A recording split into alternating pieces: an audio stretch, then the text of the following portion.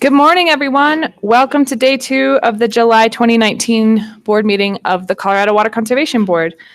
As a matter of housekeeping, before we get into our director's reports, in preparation for our conversation today, I realized that I have a few remaining questions for the AG's office regarding the demand management work groups and the disclosure agreements. And so if other board members share this position, I propose that we would enter into a brief executive session to discuss this matter. The AG, Karen, who we need for this discussion, won't be here until later. And so if we're seeing some head nods, then I would propose we all do our best to abbreviate our reports, and then we'll have an executive session before our morning break. If that seems. Just a point of order from me. Also, you need a unanimous vote in order to go into executive session. Great. So we'll get to that after director's reports and see if that's the feeling of the board. Okay. Do we need to make a motion for that? I think let's wait until we actually want to go into it, but let's all be a little quicker with our reports so we leave time in case that's what we want to do. Do you have an agenda? I don't have my Okay. Thank you. All right, so we are going to get going with our director's reports. The first one, item 28, is our Colorado River. Director Schwartz. Thank you. Good morning and welcome, everyone. We're happy that we can start the day in Leadville, and thanks to CMC for welcoming us. Just would like to just give a brief summary of some of the issues and opportunities for the Colorado River District and the main stem of the Colorado.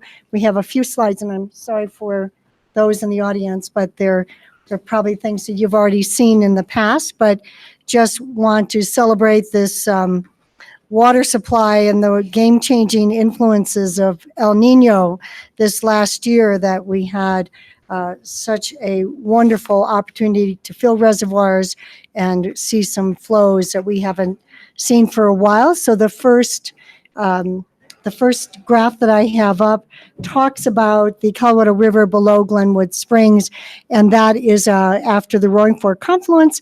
And you can see that we actually had 2 peaks this season, with the first peak being early on, and then after what was so-called the beginning of summer, that cold, rainy, snowy time, and that really initiated a second late peak and some way above average flows in the Colorado River.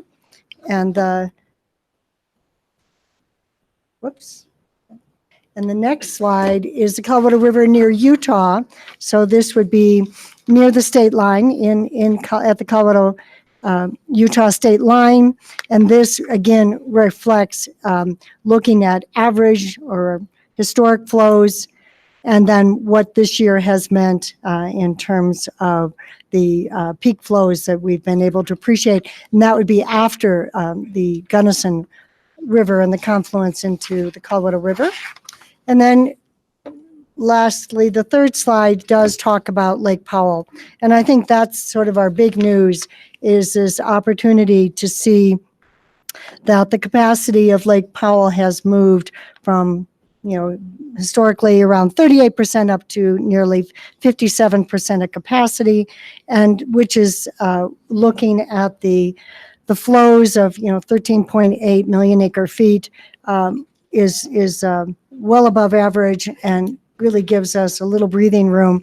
And so these are some projections for the year, obviously not certain as of yet, but the elevation projected for October 30th would be 3,620 feet. So that's a good start for the year when it comes to looking at our flows, and hopefully we'll continue to see that kind of precipitation.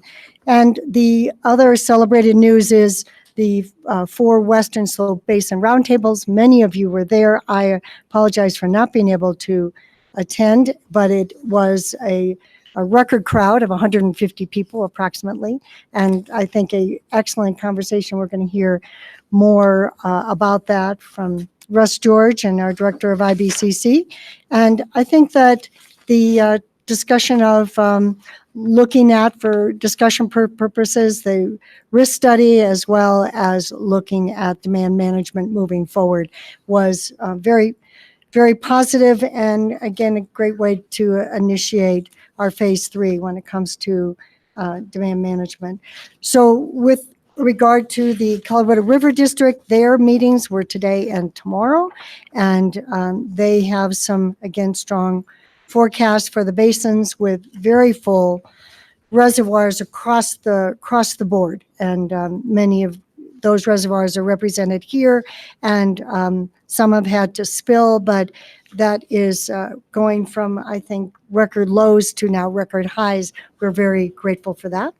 And so with regard to the River District, they, as I said, had their meetings yesterday and today, and then they also will be having, and you'll have to forgive me and my papers here, they will be having a conference in September, which will be during our meetings at the same time in Grand Junction. And I hope that many will be able to attend, again, a discussion of water issues, and good information will be provided by the district in Grand Junction in September. So that's all I have to report on about the Colorado River District. Thank you for all that good news, Director Schwartz. Are there any questions? Okay, thanks. We'll move on to item 20B, which is our San Juan San Miguel Dolores River Basin report. Director Hawkins. Thanks. I wanted to thank CMC for hosting us, and I really enjoyed the tour earlier this week. It's not every day that you get to go see a really cool diversion structure project and actually watch a really experienced heavy equipment operator do grouted boulders. So highlight for me, as well as seeing the fen and the pumping plant. So I put this picture on my slide deck because I thought it represented the water year in 2019, which is really fun, a little wild, and a little higher than Mom would like to see. So it's been a good water year. I think that the low melt, the slow melt was good for us. Was hearing a few reports of infrastructure getting flooded out, but I think most of our really talented reservoir operators were sort of busy managing the wild swings, but were able to keep things pretty on track this year. The Dolores River did have another managed release this year. It wasn't really forecasted until sometime in March, so it was a lot of work for, I see Ken Curtis in the audience, the reservoir operators, reclamation, and this is in Slick Rock Canyon this year. A lot of the other reservoir operators, again, were just managing, starting out really low, managing lots of flows coming in, and just trying to make sure that they were sort of managing the floodwater this year. And I guess all of my pictures are me on the water this year. And given that I have a 1-year-old, it didn't happen that often. We're continuing to work on permanent radar. Things are continuing along there. I think everybody's still thinking about the burn scar from the 416 fire and potential flooding. And then the permanent radar has potential benefits all across our region, including for water management. Wanted to thank Kevin Hauk, Joe Busto, and Director Dutton for all their work helping us with that. The roundtable met last week. The Colorado River continues to be a pretty hot issue with the roundtable. Had a really great discussion about the West Slope roundtable meeting, the risk study phase 3, and we had elections. So we had some changes in our IBCC representation. And so Ed Millard is here, Al Pfister is going to be the alternate, and Ken Curtis is our new at-large member. So in an effort to be brief, I will end my report there today. Very good. Thank you, Director Hawkins. Are there any questions for Director Hawkins? I always appreciate you peppering your report with your adorable child, so thanks for doing that for us. He's a cutie. Next up is the Gunnison River Basin, Director Anderson. Yes, good morning. It was an interesting spring in the Gunnison Basin. The cold weather really crippled some crops. The onions looked pitiful for months. It takes them a month to come up, and you wouldn't know what the field was for quite a while after that. And the corn was little spindly stuff, and it's finally hooked on. It's my understanding that there will be some Olathe sweet corn on the market the last week of July, so that's a good thing. The weather was good for the peach crop, and it's my understanding that not only the North Fork of the Gunnison area, but Palisade will have a bumper peach crop. We had a Gunnison Basin roundtable meeting Monday afternoon. Of course, demand management, the confidentiality agreements and so forth were there. The roundtable did approve two WSRF grants that will be here at the next meeting of this board. A couple of things that are going on. Upper Uncompahgre watershed study is progressing. This is a study financed by a WSRF grant. They've got some very interesting ideas, one of which is to divert the peak flows off of Cow Creek into Ridgeway Reservoir. This would amount to something like 8,000 acre feet a year. To put that in some perspective, the Uncompahgre Valley Water Users has about 20,000 acre feet of storage in Ridgeway Reservoir, so this is a significant increase in that, although it may not be in our name, but it would alleviate a lot of the hassles both below the reservoir and between the reservoir and my project with the priority ditches in that area.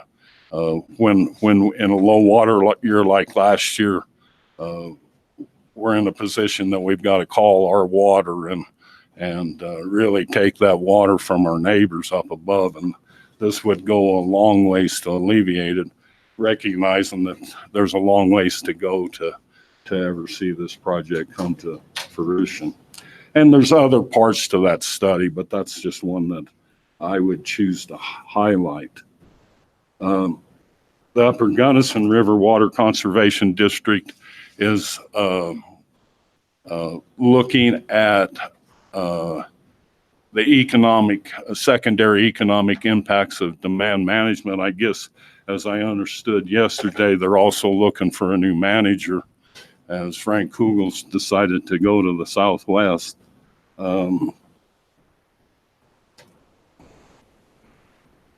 Locally, for a long time, my organization, the Water Users, and Tri-County, which is a domestic supplier in that area, have had a group that we call Water for the Future. And basically was just looking at, as the project, as the area becomes more developed, how do we handle the increased domestic demand, and can we take and turn our irrigation water into water to service that increase in development. Out of this, There's another group that is just organizing with land developers, the local governments, and the water folks to look at that thorny issue of tying land development and water together. And one of my chief motivations for being part of this is I think it's wrong on several accounts not to plan for landscape watering. In a large part of our valley, we're using domestic water for landscaping. And to me, that's just wrong on so many accounts. Turning to some slides I have here, this is a picture of Crystal Dam spilling. The spill was initiated for achieving the flushing flows in the lower Gunnison for the endangered fish species in that area. I was able to get in and have a look at what it looks like from beside it. That's about 8,000 second feet going over that spillway, and it creates its own rainbow there. This is a picture of Taylor Park Reservoir. It is within 1 foot of spilling. We try not to spill this reservoir because we have some shrimp in that reservoir. They don't want to get on down into the Aspinall unit. There's the crest of Taylor, and you can see we're within a foot or two of reaching the spillway. This is a picture of Blue Mesa. Last fall, I heard that it would take years to refill. Guess what? It's full. There's the bridge. If you're going to sail under that bridge, you better be pretty good because you're going to have to kill your sailboat over to get underneath it. And of course, the big news in the big new crop in our valley is hemp. I hear estimates of up to 14,000 acres of hemp in the project.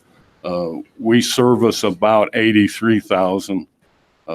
14,000 acres was about what was in sugar beet production prior to Holly Sugar pulling their plant out of Delta. This is a picture of a greenhouse. They start, a number of them start the seeds from scratch in a greenhouse and then plant the small plants out in the field. This is a picture of the other way of doing it. They've actually planted this hemp with a corn planter. There's a sea of the black plastic in Chavanaugh Valley that's ready to be planted to hemp. We've seen there's large developers in it. Blue Dog Hemp is a group of people that came from Texas, and they bought 1,250 acres of land, and they're the ones that the picture of that greenhouse, and they're doing it with drip irrigation. They still aren't all planted, but this happened to them a year ago. It's a short season crop, and with drip irrigation, it uses very little water.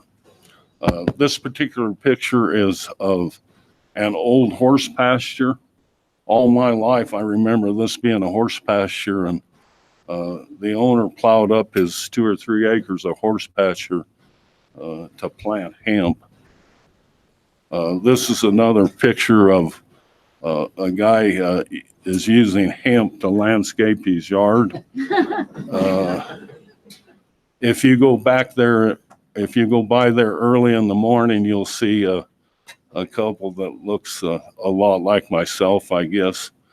I didn't know there was still Geritol on the market for those two old creatures to keep the weeds out of that, but they've done a magnificent job of it. This is a hops farm south of Montrose. I call them the dreadlock farmers. A gal and her husband have put in about 20 acres of hemp. I admire them. Nobody has worked any harder than them. But I guess they're hedging their bets because they planted part of the hop farm to hemp. Turning to a little more sobering note, I don't keep score, but some people do, and there's been 13 rafting, kayaking deaths on Colorado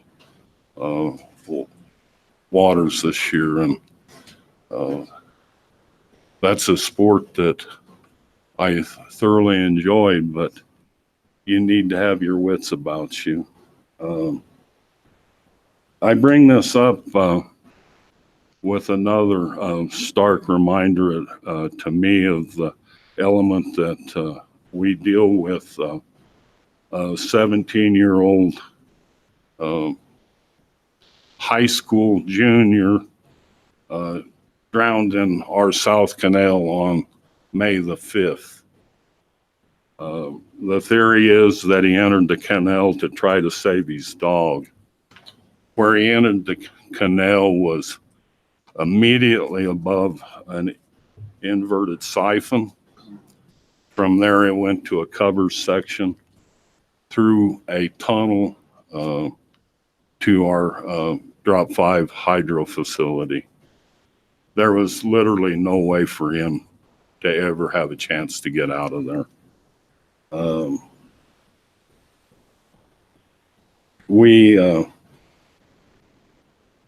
We've made some changes, added some signage, added some to our structure there, but that's really a Band-Aid to me. I think going forward, and similar with the rafting stories, is we need to educate our public of what we're dealing with there. I grew up playing in the canals. My father was the manager, and when school was out, that was grab an inner tube and go play. But we had a good understanding of where the structures were and knew where to get in and out. And unfortunately, that wasn't the case with our experience this spring. With that, I'll conclude my remarks. Thank you, Director Anderson. Are there any questions? Okay. We are on to item 20D, which is the North Platte River Basin Report. Director Trick.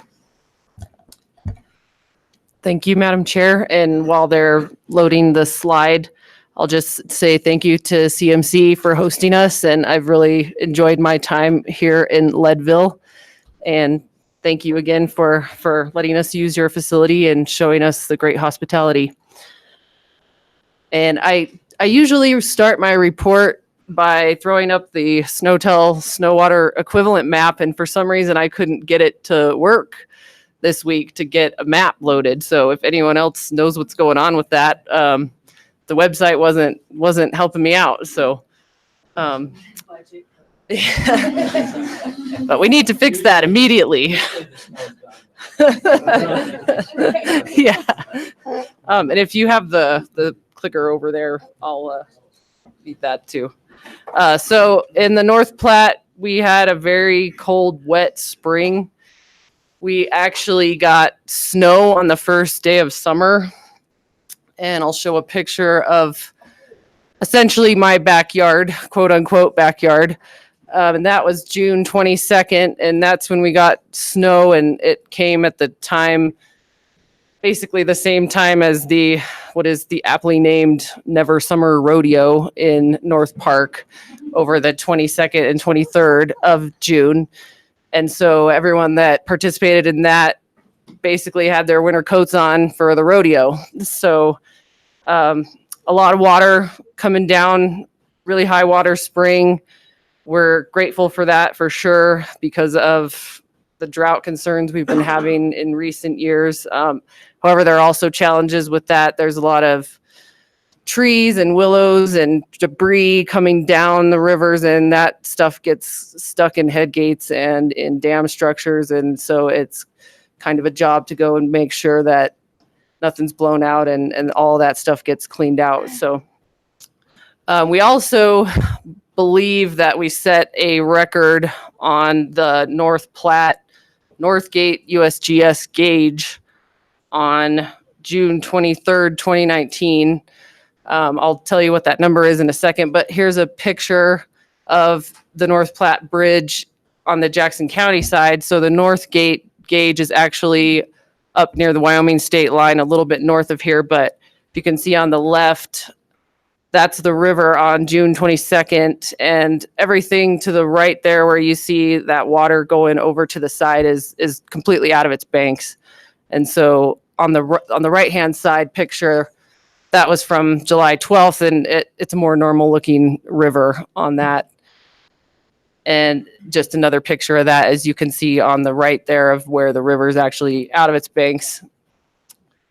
So the record that we believe was set on June 23rd on the Northgate gauge was 8,000 CFS. And just for some perspective on that, I'm told from the former water commissioner up there that the daily average for June is 1,482 CFS.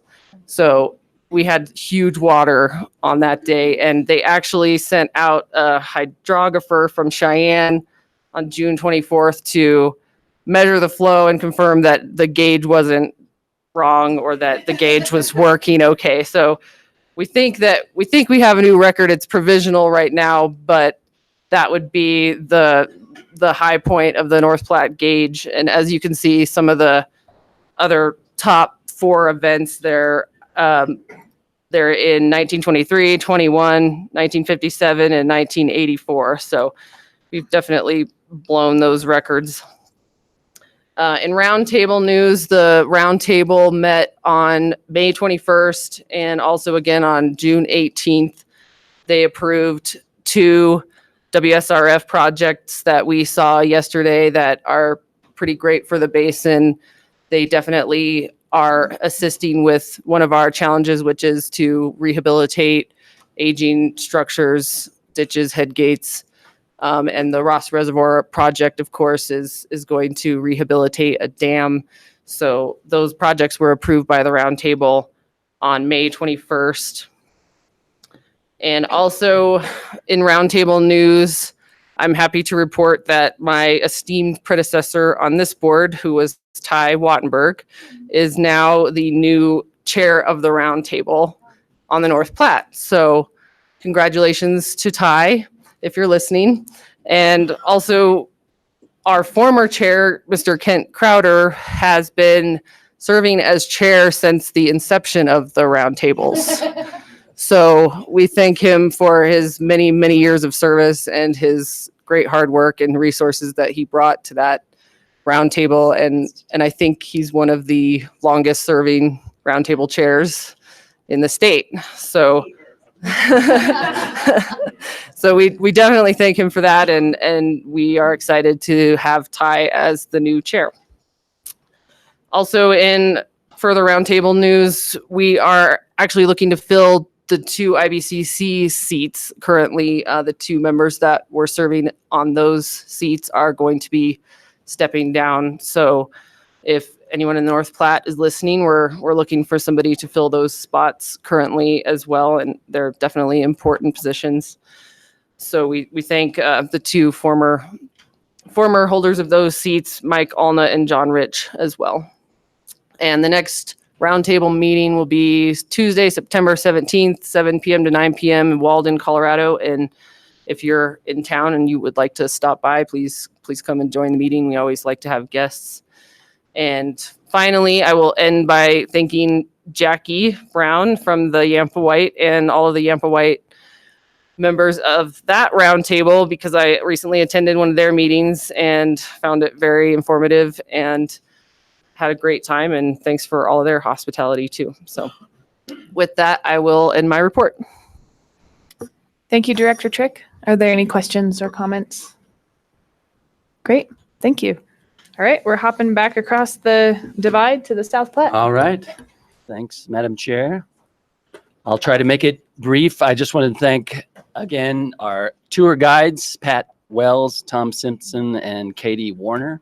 It was really, as Director Hawkins said, it was really neat to see the diversion structure in construction.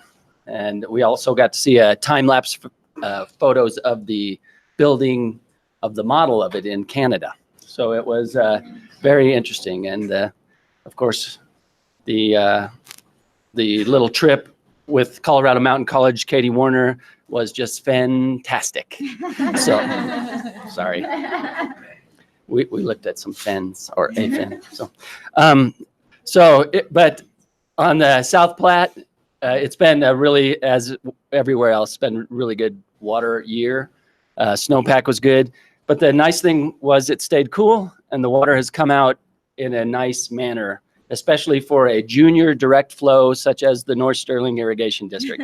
With our 1914 water right, we're not in very long. And we just shut off our inlet canal on Sunday night. Actually, we got called from the river commissioner at 6 p.m. on Sunday night and told us to shut off. So we did. And so it was a good run. I didn't argue since we had such a nice run, but it's been really cool. As you heard from Director Anderson, the crops are 2 weeks behind or so. And with a lot of rain events out on the plains, you get some wild storms. And we've had several significant hail events. So about 2/3 of our 40,000 acre district lost their first cutting of alfalfa. Usually you'll get a hail that kind of knocks it down a little bit. This mowed it off. Guys did go in and try to cut it, but they didn't get anything. So it was a pretty severe hailstorm with lots of rain running off everywhere. So, I've been at the North Sterling for 27 years, and I lived through 2002 and 2004 and 2006 and 2008 and 2012 and all these dry years. And some of those years you wouldn't see a cloud in the sky, and maybe you would see one that would come up and you'd think maybe it's going to come over to us, and it would just go around us. And these are like, well, there's a little cloud way off in the distance, and here it comes, and it just drops all on you, right? Almost every day. So it's been good. And I have a few pictures towards the end that you can see it's still green in our area, which it's starting to turn brown usually in our area. So today there is a call on the South Platte. We put our call on July 10th to keep our inlet running. And today it's an 1888 call. It's still pretty junior for our area, but the river is being dried in Sterling, and from Sterling to the state line, there are still enough return flows that there is no call from Sterling to Julesburg. So about 60 miles of river. We're meeting our compact obligation without any call on the river, but that will change because it's supposed to be 102 today. That I'm glad to be in Leadville for that reason today. So a little bit of news. We have if some of you remember, we had the South Platte Storage Study and a group called SPROG, the South Platte Water Regional Opportunities Working Group. Anyway, it's SPROG, and we combined those two and brought them to the round table, and we came for a water plan grant and got funding from the CWCB through our round table, and it's called the South Platte Regional Water Development Concept Feasibility Study. And people didn't like that. So we have gone back to SPROG. We call it SPROG again. So if you hear hear of that, we call it SPROG. But we are doing part of that study now. We have outreach that we did to municipalities who might be interested. We have 60 people that have been coming to our meetings to talk about that regional water sharing project. So we did outreach to municipalities. We did some outreach to ag producers to incorporate ATMs, see how we could do that. And then we also are doing outreach within the next couple of weeks to environmental and rec interests. So that's going well. And I'll continue on here quickly. We had the Water Education Colorado tour in the lower South Platte on June 17th and 18th. And it was a great time. We had about 60 people, a lot of legislators from the Water Resources Interim Committee. And so we had a good time. I have a few pictures. I took them off of Facebook there. I'm a Facebooker, but me and my 6 friends have a lot of fun on Facebook, but my wife, my 2 kids, and 3 of my 8 sisters, but I couldn't get them any crisper than this. So anyway, we visited a dairy. We also, I'll go through, we went to Fort Morgan. They have some river restoration stuff that happened in Fort Morgan after the 2013 flood. We stopped for the evening at the North Sterling Reservoir State Park. So this is the reservoir that I manage. And I gave him a little history at the overlook at the reservoir. And we also had a barbecue and had a good time at the reservoir at the swim beach. The next day we visited, Director Anderson had some really good pictures of hemp, but this is one of our hemp operations that just started up. They built 24 greenhouses, so they start them from seed. They had to import some workers from Mongolia. So there's about 80 workers that came into Sterling from Mongolia to actually lay the plastic, put in the drip systems. They're doing about 2,500 acres. This one, they're local people, but they're doing, and he said it costs about $10,000 an acre that they're going to have invested in this. And so $25 million is a pretty big thing when you get a lot of hailstorms, but they start them from seed. The seeds are about $1 each. They have people planting them, put them in greenhouses. Then they bring them out to this area, which is a hardening area. And then they take them out to the field and plant them in the plastic. And they're still planting because we've had so much rain. So that's one of the tour stops. Our own JoJo Law was at the Tamarack State Wildlife Area talking about our 3 states program to our participants. And then there's all of our participants at the end of the tour. Of course, we at home always have our annual Freedom Float, and the Freedom Float is about 15 years in the making, and we ride the canal through the North Sterling Outlet Canal on 4th of July for the last 15 years, and we call it our Freedom Float. It was a little down this year. We had 37 participants, but my nephew built a raft with a couch on it, so that was interesting. But we floated down the canal for about 2.5 miles and had a good time. Our top was about 5 years ago. We had about 70 participants. One of my directors, this is his farmhouse. This is our vice president. He took this picture. And so when you see a storm like this coming over your farm, it's not a good thing. So this is an interesting storm picture. And so I thought I'd share that with you. And then my last 2 pictures, I always like to include a picture from my porch. So here's my wife and I own a ranch there, and we have some wetlands down below there. But that's the North Sterling Outlet Canal winding through there with a little bit of fog in the morning. And then a little picture of our cows on the banks. And you can just see how green it is. So it's a nice green year in our area, and we're enjoying it. So thank you. Director Yon, did that couch make it? The couch did make it, barely. Oh, sorry, the couch did make it. The first year he put a couch on and screwed it to the feet to it. And I asked him, I said, you realize we have to go through under 2 barbed wire fences and 1 bridge. And he goes, oh, I forgot about that. And so under the bridge, the couch got ripped off, and but we recovered it and put it back on. So I'm glad to hear he is advancing. yeah.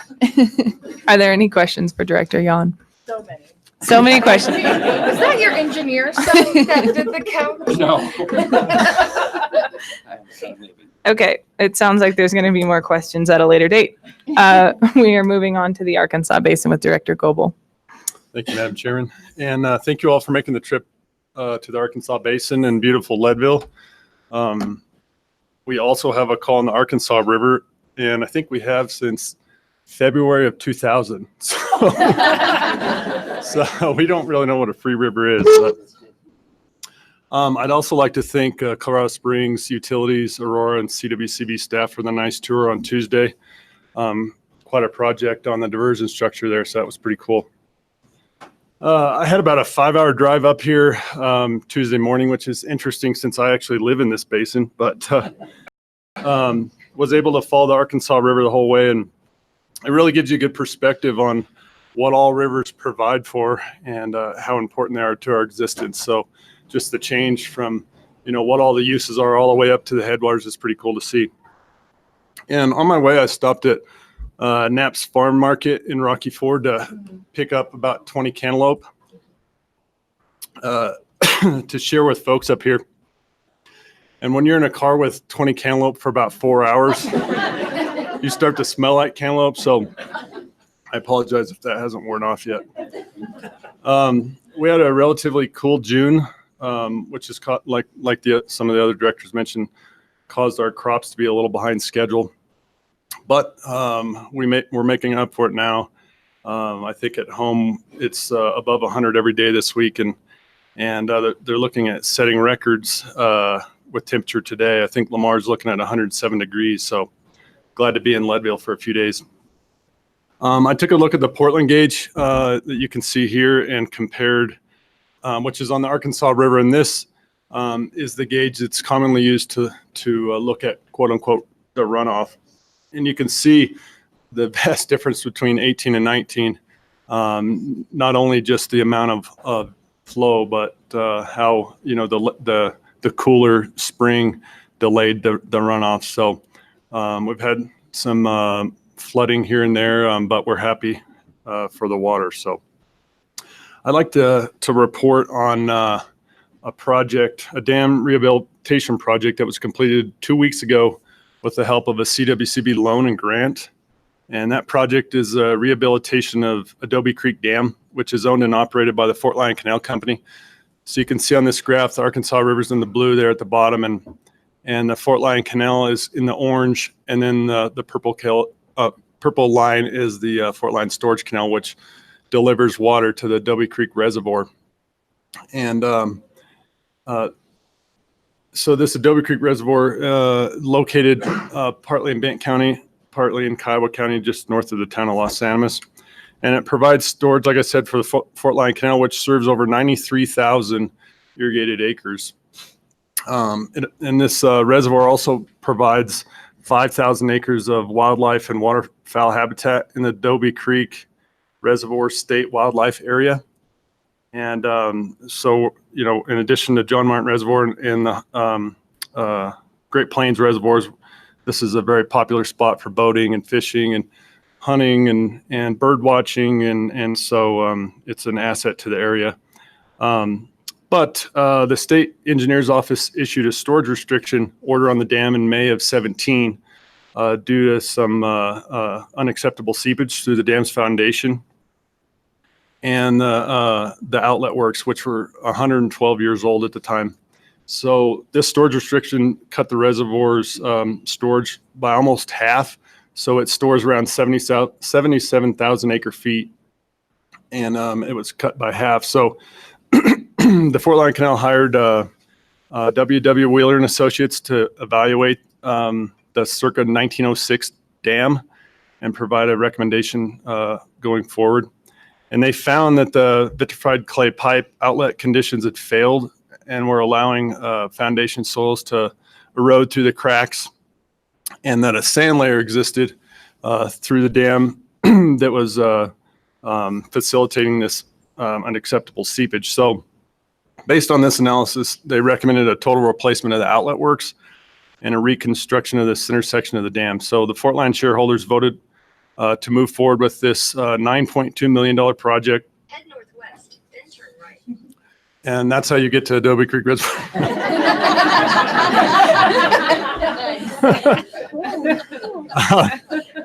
So the CWCB board approved a loan and grant.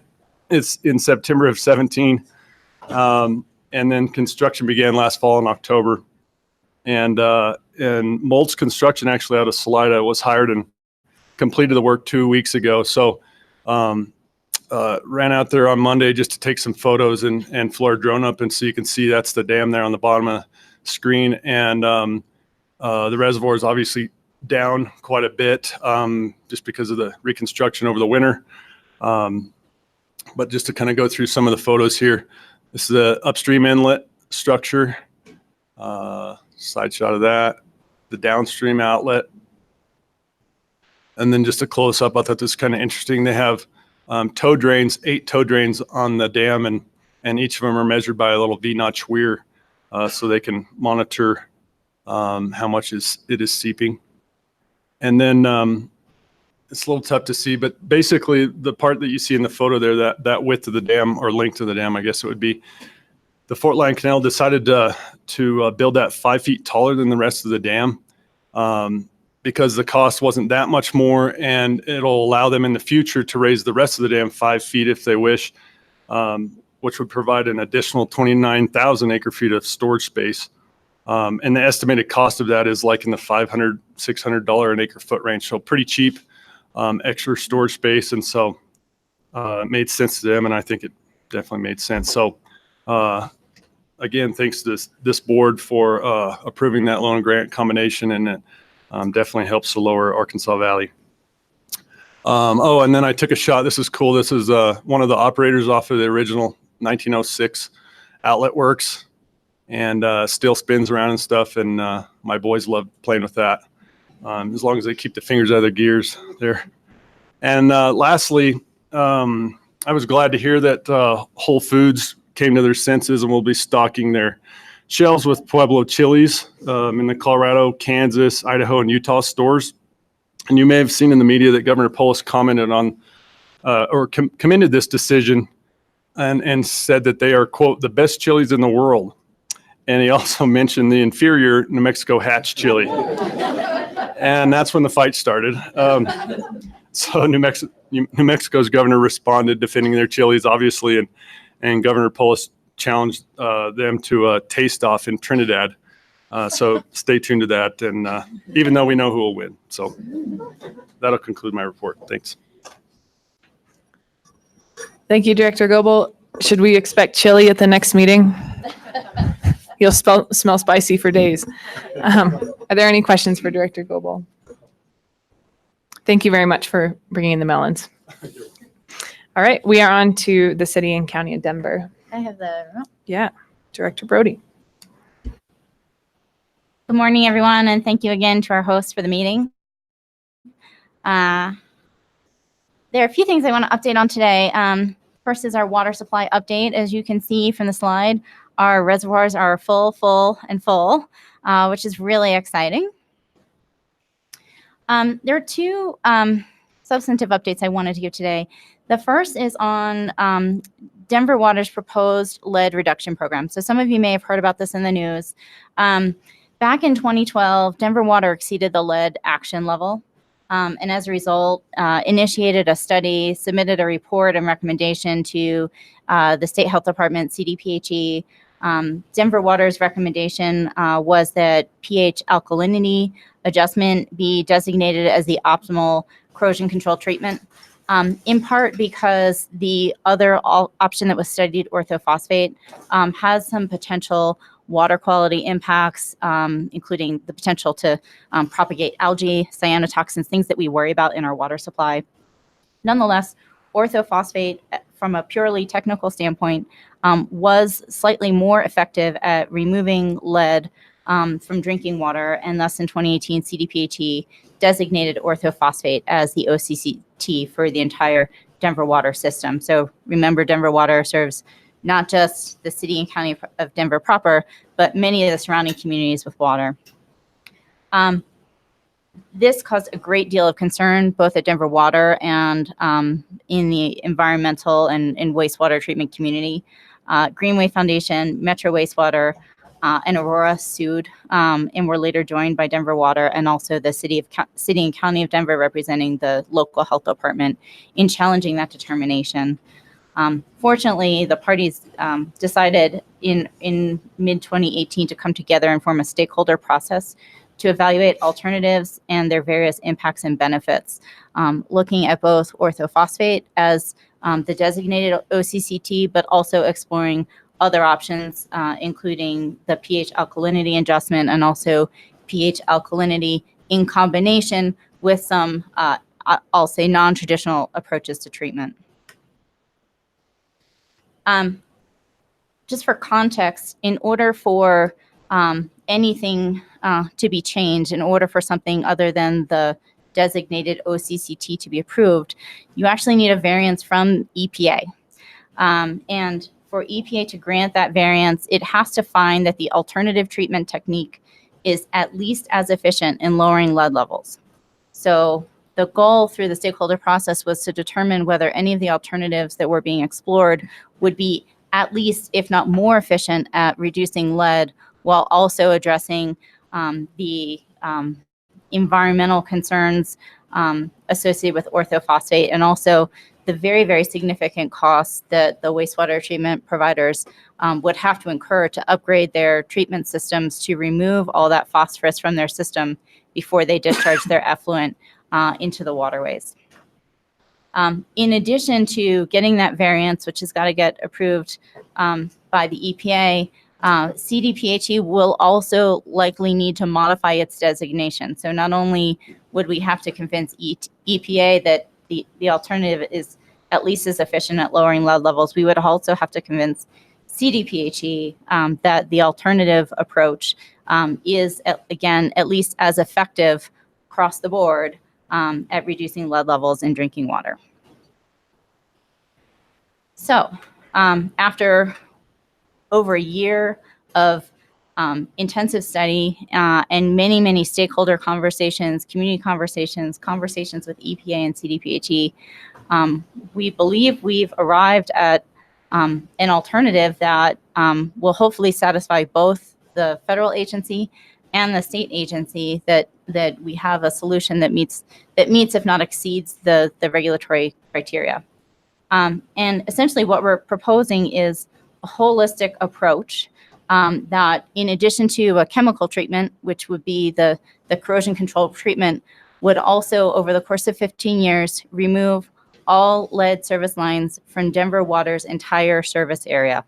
So again, not just City and County of Denver, but anyone who receives our treated water would also be part of this lead line removal program.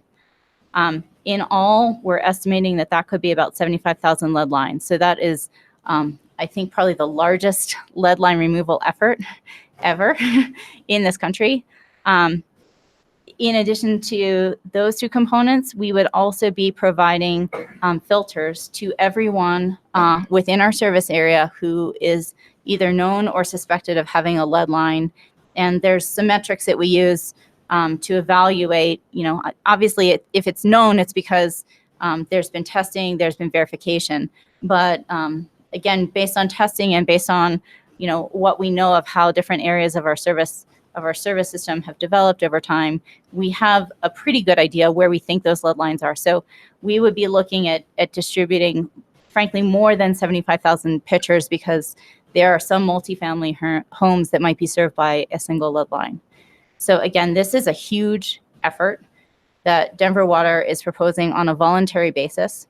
And the reasons that we're proposing are frankly, it addresses the root cause of the problem. Orthophosphate would essentially provide a Band-Aid over the problem, the lead service lines, but wouldn't ultimately remove that contaminant source from our system. So this would essentially provide a permanent solution. It also addresses health equity and environmental justice, which is of great concern to Denver Water as well as to EPA and CDPHE. Many of the lead lines are in low and moderate income communities where those households, frankly, might not have the means to remove the lead lines on their own. So as part of the program, Denver Water would be funding those lead line removals, again, from our entire service area. It also addresses the concerns of the wastewater providers and the environmental community because pH does not have the same potential adverse water quality impacts, does not impose the same removal costs on the wastewater treatment providers that orthophosphate would. So it creates a regional solution that also protects environmental health. The reason I'm bringing all this up, number one, we're very proud of this effort. We think that this is the right approach to addressing lead in drinking water, but also our plan is now up for public comment. And I want to invite you all to review it and provide us feedback because, you know, if there are things that we could be doing better or if there are questions that you believe are not answered that we can answer before the plan goes into EPA in final form, we really want to hear those ideas, those suggestions, those questions so that we can consider them and incorporate any changes into the final version. So right now, the program plan is up on denverwater.org. There's also a form on the website where you can submit your comments directly to Denver Water. And our current target submission date is around August 15th to get the final version of the variance application into EPA. EPA will then have its own sort of formal comment process. So this is essentially an early look so that we can hear that feedback and address concerns. But EPA will also do its own formal comment process. And we're hoping that the variance will be approved by the beginning of November so that we can start implementation first quarter of 2020. That date is important because right now, under CDPHE's OCCT designation, we have to start implementing orthophosphate by March of 2020. So we're really hoping to have a final resolution in advance of that so that we know Denver Water has made the investments at the plant so that if we have to implement orthophosphate, we will be ready to do so. And even if EPA approves this variance, if for some reason the plan doesn't work as intended, if Denver Water, misses the objectives in terms of the lead line removals, we have to be ready at any time to then implement orthophosphate. So again, this is a pretty exciting effort. I think one that folks around Colorado and frankly around the country will be looking at because while this is going on, we understand EPA is getting ready to kick off rulemaking on the lead and copper rule. So I think a lot of folks will be paying attention to what we're doing. And hopefully we'll be able to provide leadership, not just for our state, but also for other water providers around the country in terms of taking a different approach to addressing lead in drinking water. So another issue that is sort of top of mind for me these days is One Water. CWCB approved a grant to the Greenway Foundation. I believe it was at our last meeting.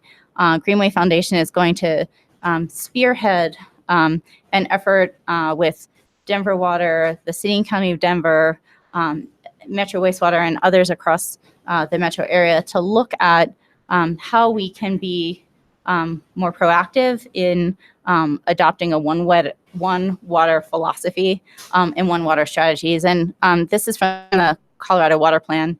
One of the action items that's in the plan is the evaluation of barriers to green building and infrastructure. And in essence, it's directing us, CWCB, and also CDPHE to work together to determine, how can we reduce barriers to green infrastructure, green building, and also for the adoption of gray water, on-site wastewater, on-site water recycling, and other aspects of green development. And I appreciated Director Anderson's comments earlier about, the impropriety of using domestic water for lawn watering. I mean, frankly, that is the norm right now, and one that I agree we could and probably should try to change. So that was the direction in the water plan. But where are we today? So back in 2000, originally, CDPHE, the Water Quality Control Commission, did adopt Regulation 84, which allowed some limited reclaimed water. Originally, it was limited to landscape irrigation. And it's since been modified to expand some of the uses for reclaimed water. And they've also adopted Regulation 86, which is Graywater Control. Denver, Castle Rock, and Pitkin are the only local jurisdictions that have authorized gray water systems within their jurisdiction. So the way Regulation 86 works is that it's an opt-in for local communities. So it's not enough for the state to have adopted the regulations. Local communities also have to affirmatively elect to adopt those opportunities within their jurisdiction for gray water to be allowed. Denver was proudly the first. I worked on those rules when I was at the city attorney's office. But interestingly, there was a report just earlier this week from CPR reporter Michael Sakis, who found that not a single gray water system has been approved. So the state adopted those rules back in 2015. Denver followed just a few months later, and yet nobody's taking advantage of them, which to me says that we still have work to do to figure out what are the barriers to those systems being utilized, what are the barriers to both existing and new development, incorporating gray water systems, and how can we work with the state health department to look at making these opportunities more realistic and more feasible for developers and property owners who want to take advantage of them. So again, one thing that Denver Water is doing is we want to be an example. We want to be a model for how to incorporate One Water. And we are doing that as we build out our campus. So the top picture that you see, that's our building, our new administration building in the background. And in the foreground, you see 3 kind of maroon red tanks. Those tanks are going to be part of our new One Water system. So one tank will be dedicated to rainwater capture. And yes, we've gone to water court. We have the right to capture. And that will capture and store rainwater for irrigation throughout our campus. But just knowing our climate, we knew that probably wouldn't be enough. So we wanted to maximize the opportunity, not just for rainwater capture, but also reclaimed water. And our system will be the first reclaimed water system approved in the state of Colorado. So those 2 other tanks, one will hold the effluent, the untreated effluent, and the other tank will hold the treated water that can be used for toilet flushing and could also eventually be used for irrigation on our campus. And then the bottom right picture is the interior lobby of our building under construction. And in the far right bottom corner is a part of that new system that we're building. So people who come visit our campus, who visit our administration building, will be able to see One Water in action. So the reclaimed water system will have a variety of treatments built into it. It will have anoxic and aerobic moving bed biofilm reactors, clarifiers. What you're seeing in that picture is the indoor wetland polishing, cartridge filtration, and also UV and chlorine disinfection. So it will be really neat to see and be able to demonstrate for others how you can take all the grody stuff that we flush down our sinks and our toilets and clean it and reuse it for other applications on our campus. That being said, this has been a huge lift. We needed to change the law. We needed to change the regulations. We've needed to work with Metro Wastewater, city permitting agencies. It's been a lot of effort to try to figure out how to make this happen, but we're hoping that through the lessons that we've learned doing this on our own campus, we'll be able to help make the process easier for those that follow us and hopefully help identify opportunities where we can maybe reduce some of the burden of the regulatory and permitting process while also maintaining the public health standards and protection for water quality that I think are so important to all of us. And I think that's it. Any questions? Thank you very much. Are there any questions? Great. Thanks for that report.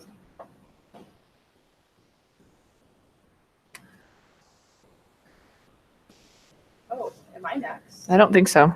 Well, not sure I'm not her, so. Yeah, I was like, is this are they trying to tell me something? Like,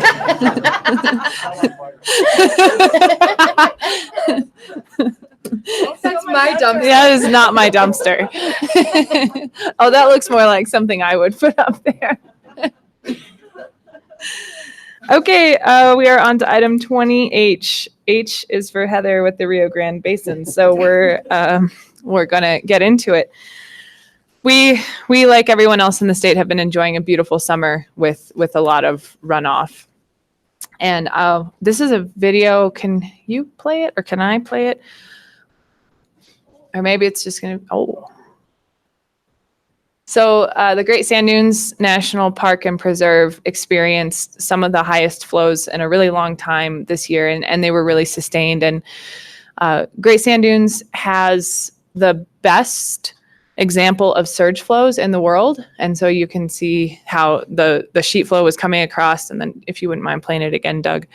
And then as the flows drop, then a wave kind of recedes back. And so it's a pretty neat phenomenon. It's really specific to the Great Sand Dunes. I think it occurs in some other places, but our park says that it's the best. So you've probably missed the opportunity to see the big surges, but it's been a great year for the sand dunes, and it was really fun to be out there. We had the most exciting thing happen between meetings. We finally got our radar. So let's clap. The San Luis Valley Weather Radar was installed at the end of May, and this was a really heavy lift that took over 10 years, maybe longer, of people working together. And I really want to thank Joe Busto and Nathan Combs they kicked it off. They had the idea, and then they brought us all together. We've described it as being kind of like a relay race, but I want to thank Kirk too. So I feel like I should turn it into some kind of football reference. A lot of people were involved, and there was a lot of passing the football and moving it along, and we wouldn't have made it across the finish line. Is that the goal without without the whole team? And then we did our end zone dance. We were able to sign the inside of the tower. So I've said I don't need a tombstone anymore because my name's in there forever in permanent marker. We even made sure we spelled everything right. And so Cleve Simpson's in the front row. He manages the Rio Grande Water Conservation District. And then Nathan and I manage conservancy districts in the valley. And we're just so excited and so appreciative of everybody that helped bring this project together, because not only is it going to help us forecast snowpack and stream flows and have a better handle on water management, but it will help us with transportation and aviation and public safety. And so thank you so much to all the staff that were involved, and especially Joe for helping start it, and then Kirk for doing contracting and helping everything get paid for. I think the vendors appreciated that. And then, Kevin Hauk especially helped. And so everyone who played a role, you all know who you are, but we're going to have a big party and a ribbon cutting at the September board meeting. And so the radar vendor apparently has this little radar that they use at some military outposts, and they've turned one into a kegerator. So it's a kegger radar. So that will be at the party. And we're just very excited to celebrate and to show off our really neat piece of scientific equipment.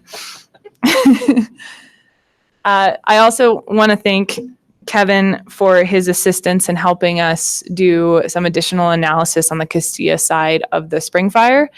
We were able to work with JW Associates to do some additional mapping and drill down a little clearer into some of the smaller watersheds and look for hazards and then identify potential treatments. And so this is a screenshot of the story map that is part of that report. And Kevin was really helpful in getting this done. So thank you for that, because this is a great resource that we'll be using to implement projects to protect property and resources and hopefully protect some of these little watersheds. This is a picture post-fire. There was a group who went out after the preliminary report was put together and did some site assessments, just some ground truthing for everything. And with the snowpack that we had, there's quite a bit of regrowth. And so it's a good thing to see in the burned area. With Roundtable News, we had a meeting last week where we approved a WSRF grant request. So that will be here in September, I believe. And then, or it will be to this board. We also have our snazzy new website that I teased a couple meetings ago. I think the coolest thing about this website is that there's a list of all previous projects so that people can see examples of all the good work that's been done, but then people can also go to it and learn what the priorities of the basin have been and just where we've focused on spending all of the incredible dollars that we've been able to access. And so you can click on those pins and then it pops up with pictures and a summary, and you can click for details and get more reports on it. And we're really excited to have this tool and to be able to share with people what we've been doing since the roundtable started. We also, like others have reported, saw some really high flows. And so I took this picture up in between Creed and South Fork. I think it was the second or third week in June.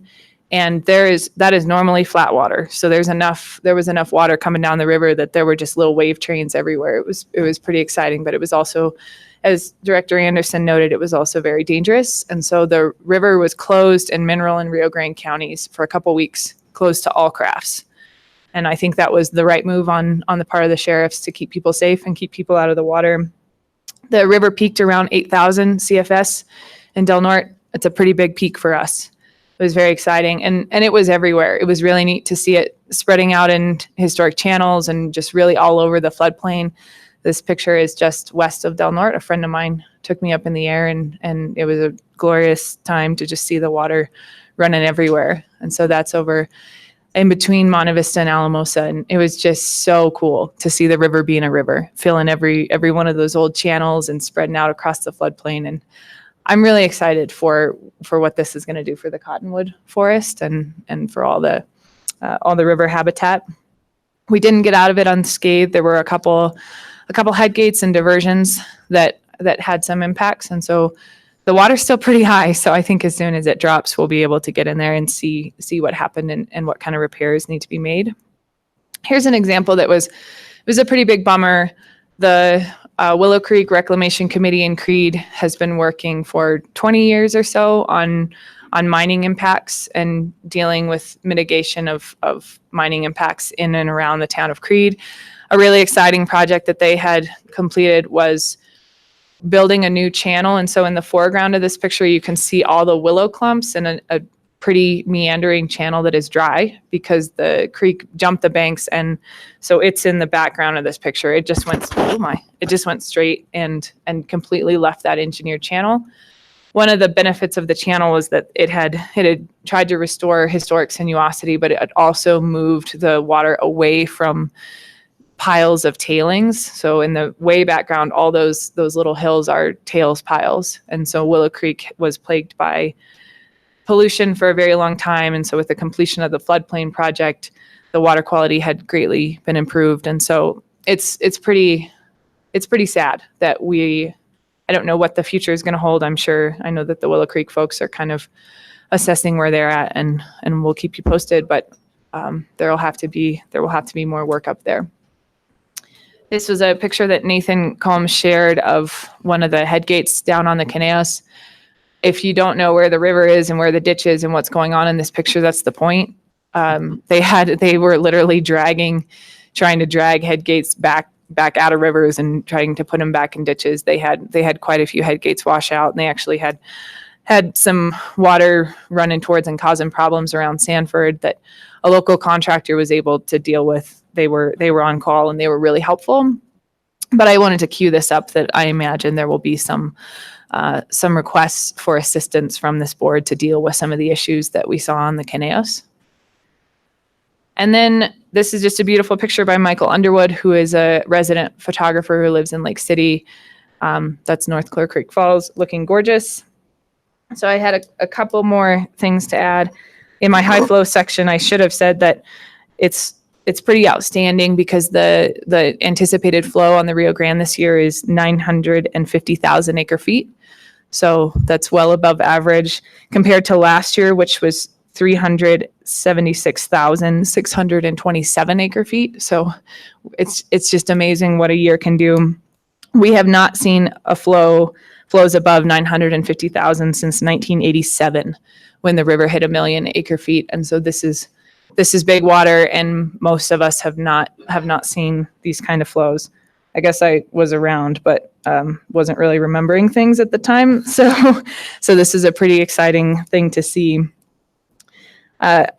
Another really great thing that happened this week was that Kevin Ryan was down on Tuesday, and Cleve put together a meeting of all of the groundwater management subdistricts in the valley, and so it was really neat to see all those groups together and to have that dialogue with Kevin and his staff and just talk about the future of groundwater management in the valley. I think that was a really neat first step in having those groups have that dialogue. So Director Ryan, thank you for being there and always being accessible. And I know that we really appreciated having you there. Last, I really want to thank Jonathan Hernandez for his service to this board. I didn't realize that Jonathan was going to leave yesterday, and I didn't realize that was his last presentation. So, but I did text him to make sure he's listening. So Jonathan, I know you're out there. Thank you for everything that you've done, and thank you for your friendship. And good thing you're staying in the water community, because we're still going to be friends. So thank you. That's my report. All right, any questions? Okay, great, thank you. All right, now we're moving on to the Yampa dumpster, apparently.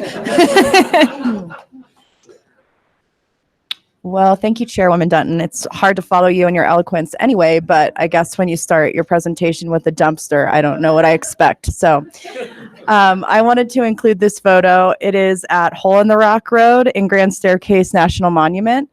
And I did not put that sticker on there, but I just thought it was interesting that it was there. So I wanted to share. It says the Yampa is wild, among 100 other things. But so I think that's a good appropriate way to start off this year's meeting after high flows in the Yampa. So with that, many of you have heard of the Yampa, Friends of the Yampa and American Rivers trip that is organized every year and has been for about 8 years now. I've been fortunate enough to be on the trip 6 times. They keep inviting me back for some reason. And this year, we expected to be putting on the water at high water over Memorial Day weekend, but with the cold weather and never-ending snow, we instead were quite low for the Yampa Canyon trip. And this picture here shows JoJo Law. She's famous this board meeting. I think she's been up here at least one other time. On the spawning bar for the Colorado pike minnow, telling us about the endangered fish recovery program for the Upper Colorado River, a very unique opportunity for policymakers and local reporters and artists all in this group. So a great way to kick off the trip. And here's Amy Haas, the director of the Upper Colorado River Commission at Echo Park, which is the confluence of the Yampa River and the Green River. As you can see, it was pretty cold, and we had a great conversation about the DCPs, and this trip is always a wonderful opportunity for people to get together and speak frankly and ask questions about where we're headed into the future, and also, you know, how we got where we got today. And the Yampa River and Dinosaur National Monument is always a unique example of the history of Northwest Colorado, how the monument came to be, and how unique the Yampa River is as a western river, relatively free flowing through these 80 miles that we had taken on the trip. So it was a great trip, a great opportunity. If you're ever invited, I encourage you to jump on that invitation without further thought on it. So moving along, this was a sad day for me. This was June 22nd, and there was many inches of snow. But when I pulled up Weather Underground, it showed that we would have 70-degree weather at some point in our summer. So I thought I would include that screenshot of you, that there was hope in our life. I know as a water professional, we should be excited about snow on the solstice, but just couldn't quite get there. So some data for you. This year, the Yampa River peaked on June 21st, the same sad day of the snow. And it's only peaked 2 other times in 115 years after June 21st. So that's an interesting factoid for you. Additionally, this is the first year since the building construction of Yamcolo Reservoir in South Routt County on the Bear River that the Bear River has not been on call, the only other time being 2011.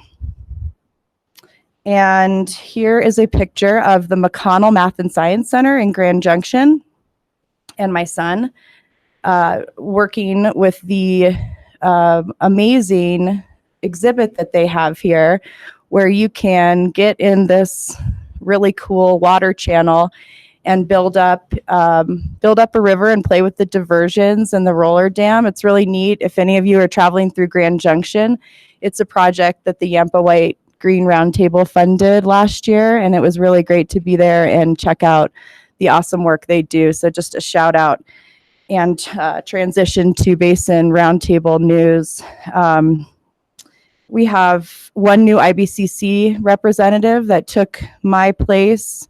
I actually never attended a meeting. When I was appointed to this board, I decided that no one needed to see me that often. So Jeff Myers, who can't be here today, but is as a rancher in our area, he will do an excellent job representing our basin, as well as Tom Gray will continue in that role. So we're excited to be under the direction of Russ George and really looking forward to our meeting today.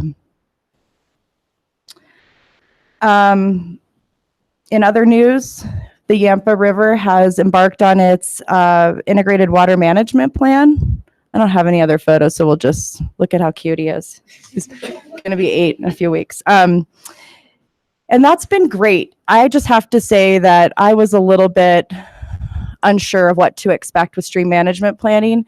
It has brought our basin together in ways that I haven't seen since the roundtable really began. The wonderful trust and loyalty that it created. And so I'm really excited. I think others are excited. We have a lot of great visions for the future in the Yampa of how to solve big problems with for multiple uses, and we really look forward to share our process and our results as it comes forward.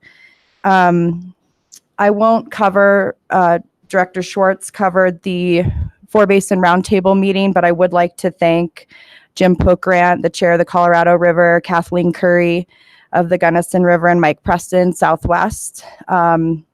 The 4 of us worked really hard to bring an agenda forward for that meeting, and I think that we did a great job, and I think people got a lot out of it. So thanks to all of those folks for their hard work, and thanks to Celine and Steve for being present there as well.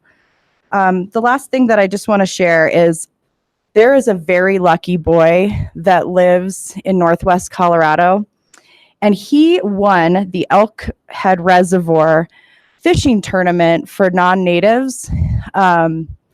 He caught the tagged fish and won $1,500. He's 14.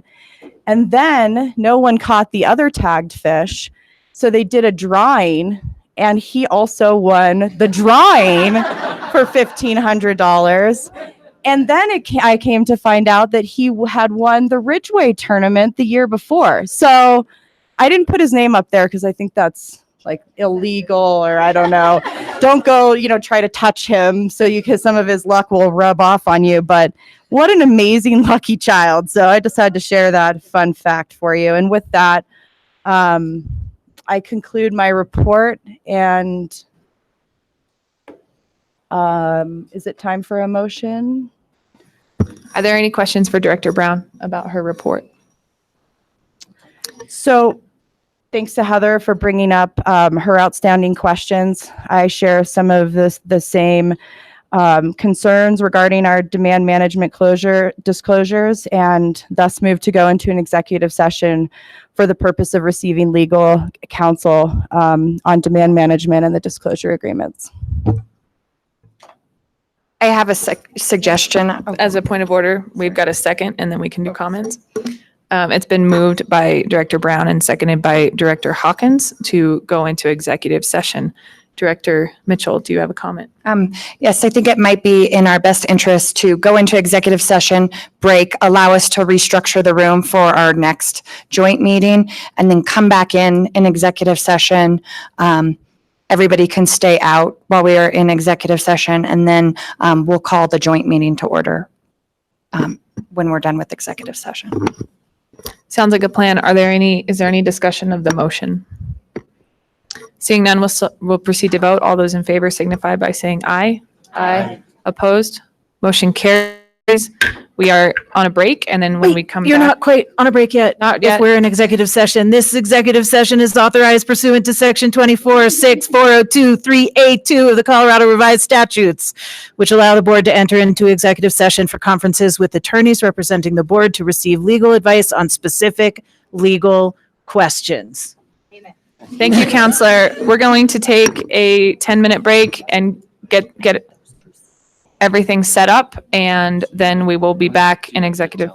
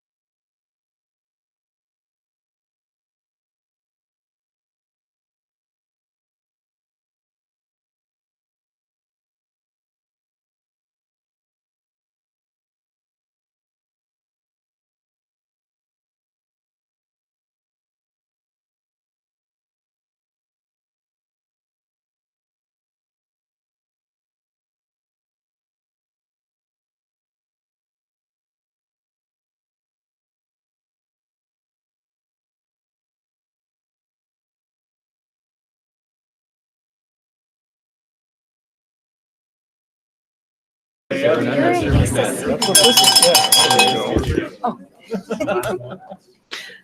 didn't want to have to ring the bell, but you guys made me.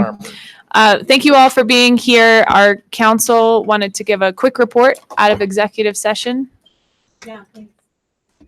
This is our report from this morning's executive session. Pursuant to statute, the board went into executive session to consider the Colorado River Demand Management Disclosure Agreement. Discussion during the executive session was limited to that topic, and no formal action was taken during the executive session. We are now out of executive session. Thank you very much. Thanks, everyone, and welcome to the IBCC. Thank you for joining us and coming to this table. It's very exciting to have everyone here and to broaden the room and get to have an exciting conversation. And so, Director George, do you want to lead your folks in introductions? Well, I'll lead everybody. How's that?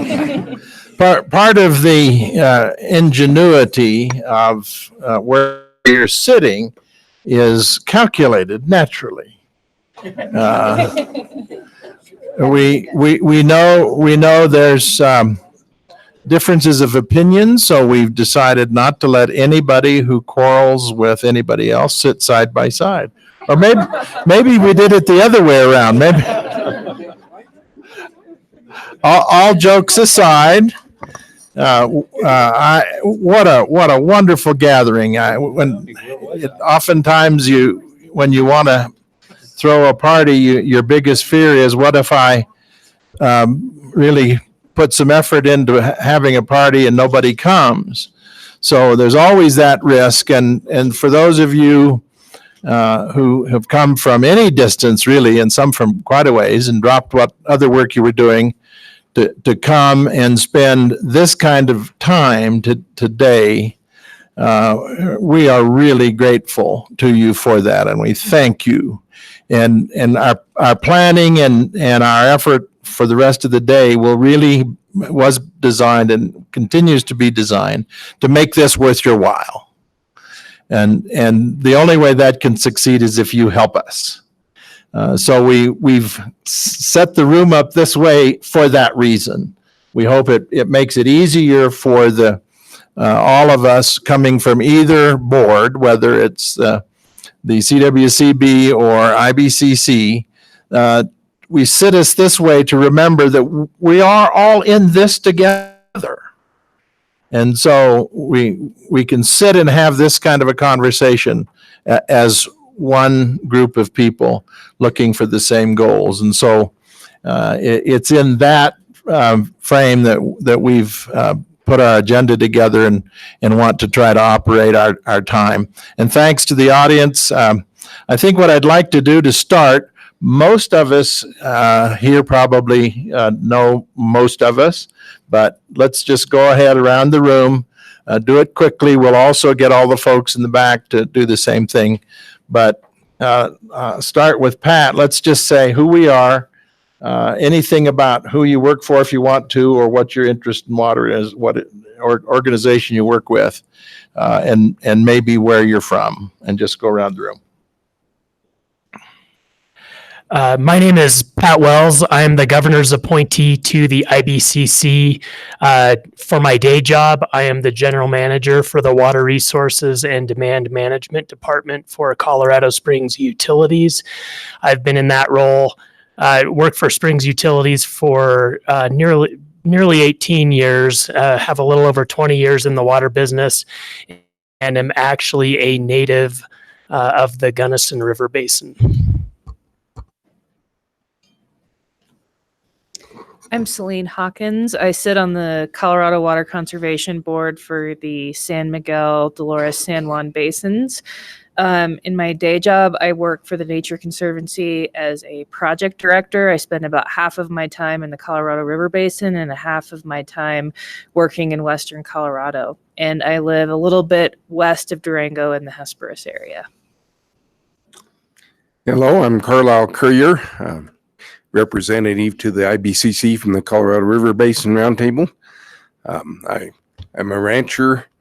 I live in the far east part of Mesa County on the north slope of the Grand Mesa on the Plateau Creek drainage.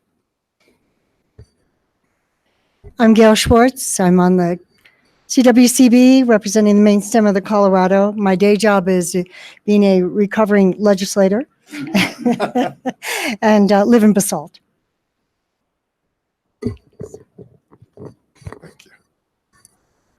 I'm Joe Danielson. I live in La Junta, Colorado.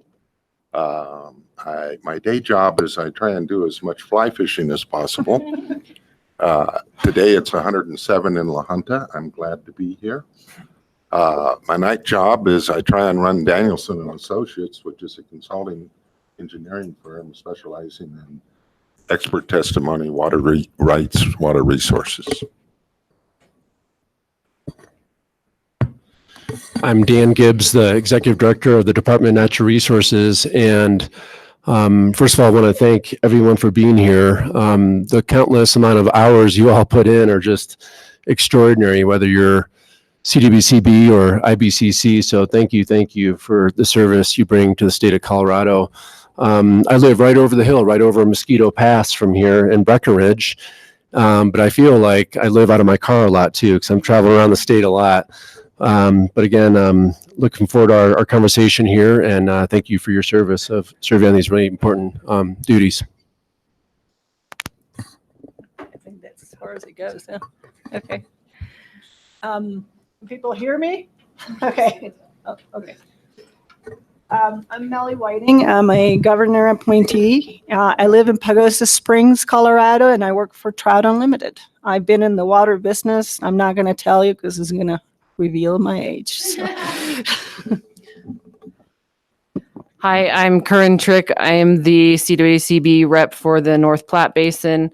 I am a fourth generation native ranching family member of that basin, and in my day job, I'm an attorney.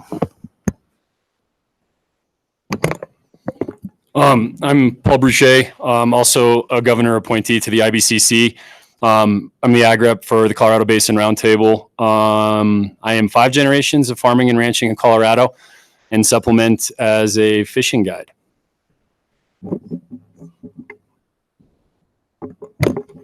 Hi, everybody. I'm Robert Sakata from Brighton, Colorado. We have a family vegetable farm there, so eat more veggies. I eat Colorado veggies, sorry. And I'm a governor appointee on the IBCC. Hi, I'm Jessica Brody. I'm the Denver director on the CWCB. In my day job, I'm the general counsel at Denver Water. I've been there almost a year now, but before that, I was at the Denver City Attorney's Office. My background is environmental law. And I'm really excited to have the opportunity to spend a few hours with existing friends and new friends. So, Joanne Fagan. I live outside of Ridgeway. I'm on the Gunnison Roundtable as the junior IBCC rep. My day job is small municipal engineering.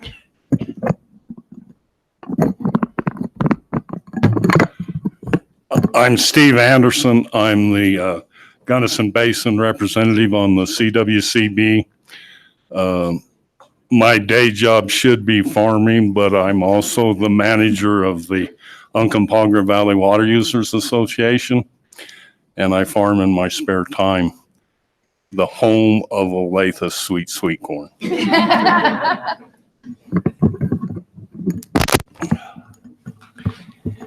I'm Tom Gray. I'm the IBCC rep from the Yampa White Green Basin, and live in Moffat County North on a water short tributary called Fortification Creek, and ranching.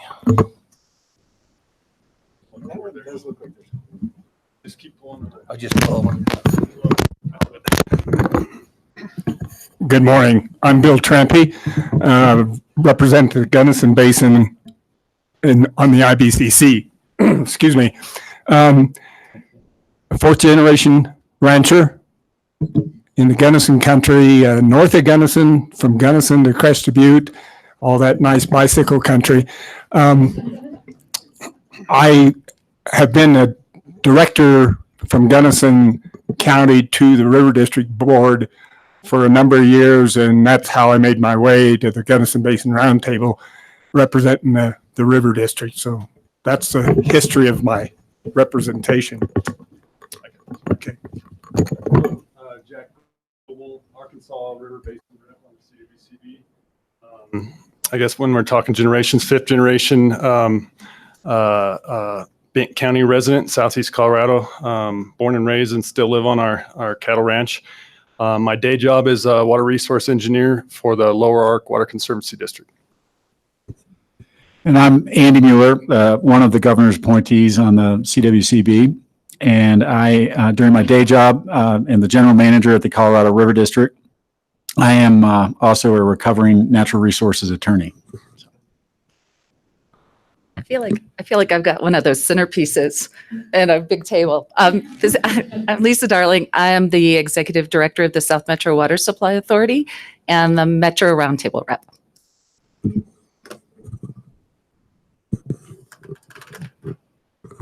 Sean and I will just keep this down here.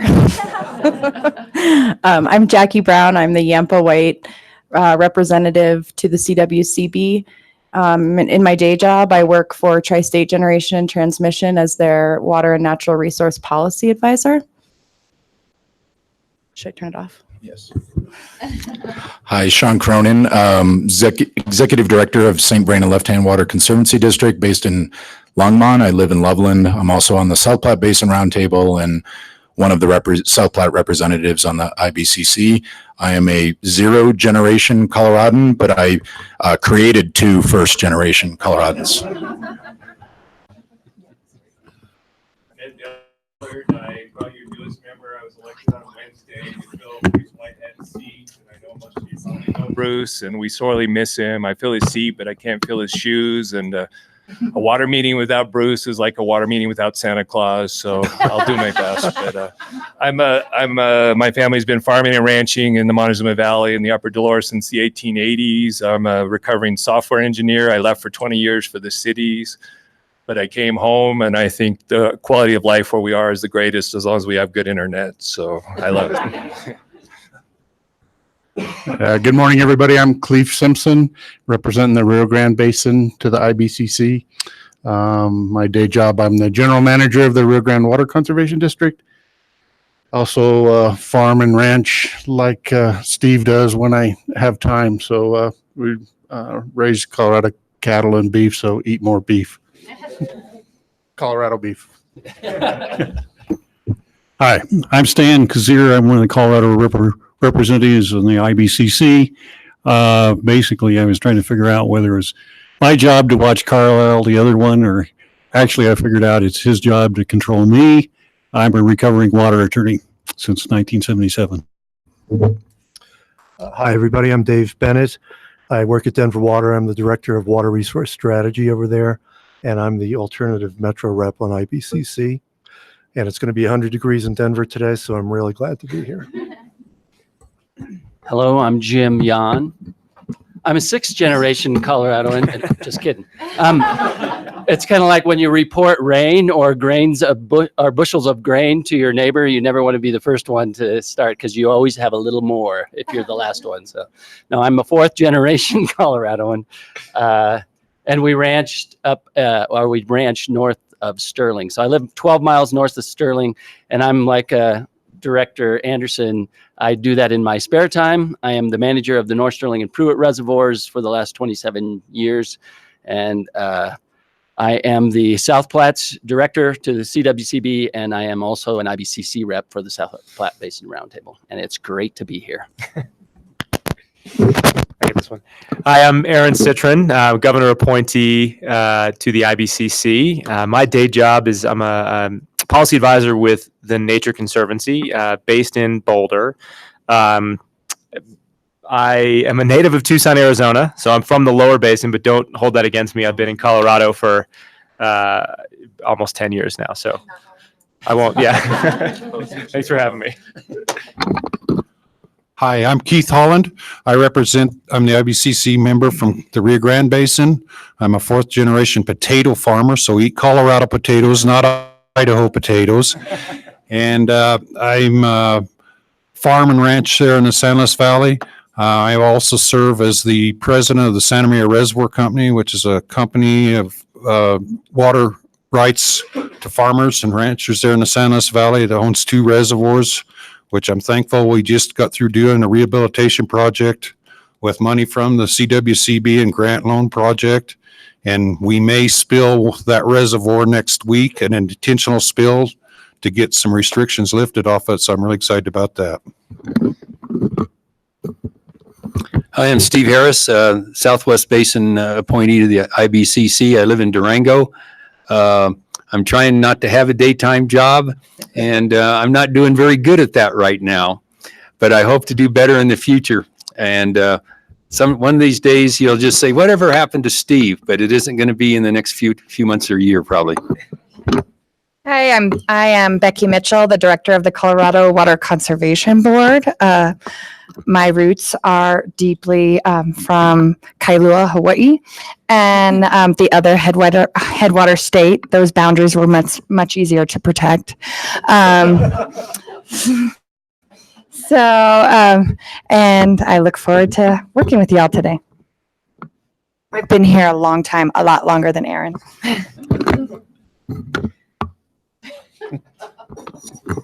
Hi, I'm Heather Dutton. I am the CWCB representative for the Rio Grande Basin. I also am the manager of the San Luis Valley Water Conservancy District, and I feel obligated to say that I'm a fifth-generation resident of the San Luis Valley. All right, let's reach out into the audience. Let me just start, Amy, the gentleman in front of you, and then we'll just work our way to the back. Hi, my name is Ryan Mountain. I'm from Colorado Springs, working with Colorado Springs and Stormwater with water quality. I am currently in pursuit of a PhD in environmental science and water resource management and studying economic and environmental impacts of voluntary flow management program on the outreach. Katie Beatty, Deputy Attorney General for Natural Resources and Environment. Ryan Gilliam, grad student and PhD candidate at Colorado School of Mines Hydrology Program. I specialize in rainwater harvesting policy and prior appropriation policy in general. I'm Tamara Breidenbach. I'm a senior at Colorado State University. I'm studying ecosystem science and sustainability with a minor in sustainable water management. This year, I'm a participant in the Colorado Science and Engineering Policy Fellowship hosted by Representative Hansen and Senator Rankin. Yeah, my name is Peter Heller. I'm finishing up my undergrad at CU Boulder in environmental engineering. I'm also part of the Colorado Science and Engineering Policy Fellowship alongside Tim. Craig Booth, CWCB staff. Jerry Knapp, I'm a private consultant from Rocky Ford, Colorado. Metro Burgess from right here in Lake County. I'm also on the Water Consolidation Roundtable representing Parkville Water. I'm Paul Bennington. I'm the first Assistant Attorney General for the Water Resources Unit in the East Section. I represent the Division of Water Resources, including the State Engineer, Kevin Ryan, and 7 Division Engineers and Water Commissioners. Ken Curtis, Dolores Water, new member to Southwest Roundtable, and I reside in Ariola, Colorado. That's a northwest suburb of Cortez. First generation and working on it. Kara Sobieski, I'm with Wilson Water Group, and I'm here to talk to you guys a little later on today about the water plan technical update.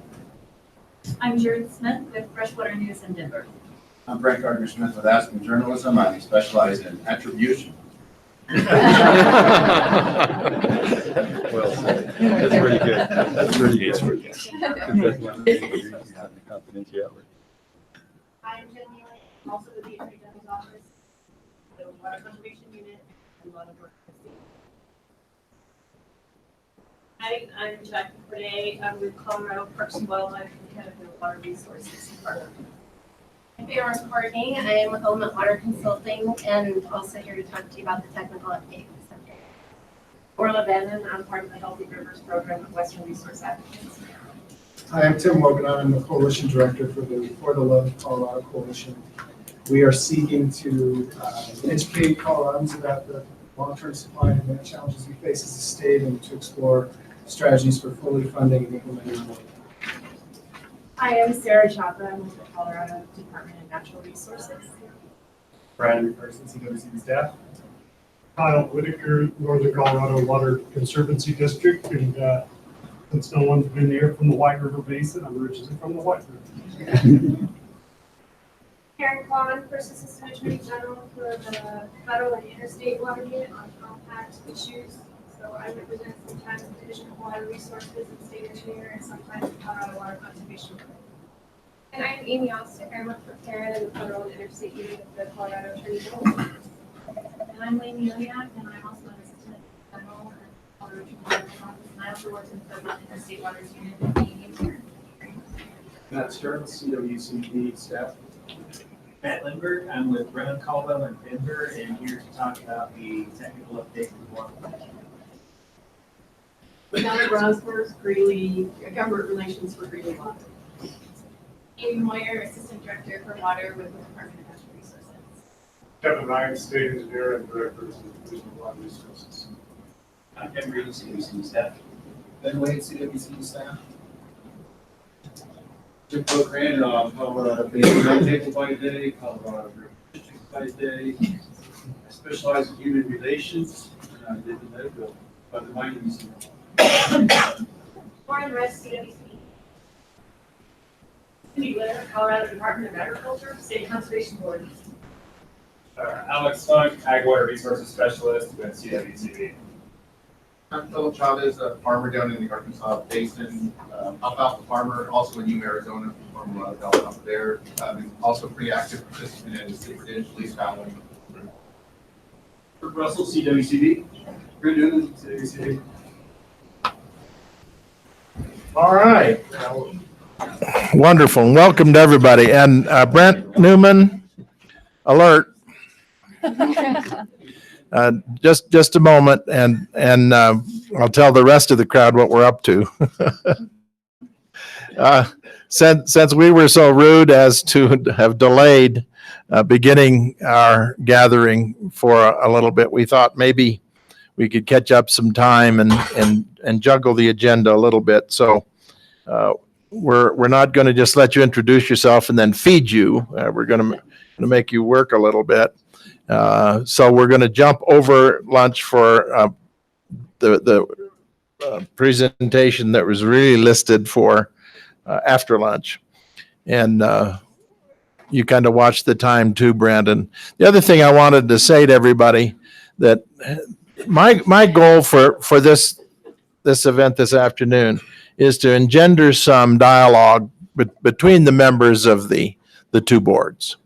And we didn't schedule a particular time to do that, but we're going to try to find places throughout the agenda where we can have that kind of a conversation. So we're of course picking some of the key discussions that matter to both organizations in a timely basis, and demand management, of course, is very much on everybody's mind and a first priority. So we're going to do presentations on these several subjects to start the dialogue. So that's why we asked Brent to be here, and he knows what to do, so the floor is yours.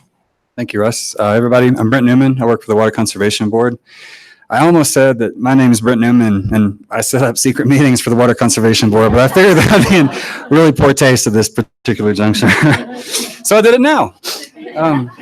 So this is something that usually happens every 2 months at the Water Conservation Board meeting. I give a bi-monthly update on what's happening with the 2019 CWCB work plan for the investigation of demand management feasibility. And so Russ and Heather and Becky decided that would be appropriate to do for this joint meeting. So I'm going to walk through some of the updates that I usually give, and I'm going to kind of get into the weeds since I haven't presented to the IBCC in a couple of months. So give you guys an update of what's going on. And I'm sorry that I'm before lunch. I'm hungry too. So I'll try not to talk too fast, which is one of my true flaws as a human being. First and foremost, what I'm going to talk about today. First, every time I talk to the Water Conservation Board about this, I give an update on our ongoing outreach efforts.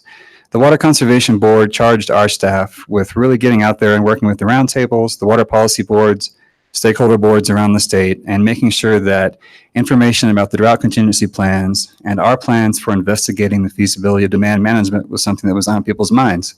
We didn't have to try really hard to do that. I'm going to give a quick update on where the drought contingency plan is and its implementation. And then I'm going to walk us a little ways through the 2019 work plan and how far we've come in the past 2 months. This is going to include an update on the demand management work groups, the orientation webinar that we held on Monday afternoon, and then our first upcoming regional workshop, which will be held on August 22nd. And then just a couple of looking forward points and what's coming up next. First and foremost, our DCP and demand management outreach since the May board meeting. Our staff was a bunch of slackers this go around, and we've only presented 5 times since the last meeting. First and foremost, Sean Cronin invited me to come talk to the St. Verena Left-Hand Water Conservancy District's annual seminar up in Longmont, which was a great time. The Colorado Water Congress Pond Committee invited me to come talk about demand management, which was wonderful because I was actually invited to come have a beer, wave my arms in a brewery, and talk about demand management. Normally that just happens, but this time I was invited to do it, so it was a good improvement. Karen Kwan and I both spoke at the West Slope Basin Roundtable's joint meeting over in Grand Junction, and we both participated in Salt Lake City at an Upper Colorado River Commission workshop. The point of this workshop was to bring together stakeholders who were interested in demand management from all 4 Upper Basin states, so they could hear, first and foremost, what demand management is, where it came from, what the DCP documents did to enable us to potentially investigate demand management, and then kind of give a quick blurb from each one of the basin states on how far they are in investigating that feasibility. And then on Monday, I'll talk a little bit more about this. We had our demand management orientation webinar. This was intended to be sort of an orientation for the members of the demand management work groups, but we had it open to the public so anybody could listen in. And just a quick blurb, the video of this webinar is available on the front page of the Water Conservation Board website. So anybody can watch that and watch all 4 of my co-hosts laugh at me when I get things wrong. So where are we with the drought contingency plans in the upper and lower basin? We've given you all this update as this has kind of crept towards the finish line, and the finish line has been achieved. The Basin State Principals, including Commissioner Eklund from Colorado, signed the DCP documents on May 20th at Hoover Dam. They were signed by Tim Petty, the Assistant Secretary for the Interior, and Brenda Berman, Commissioner of Reclamation.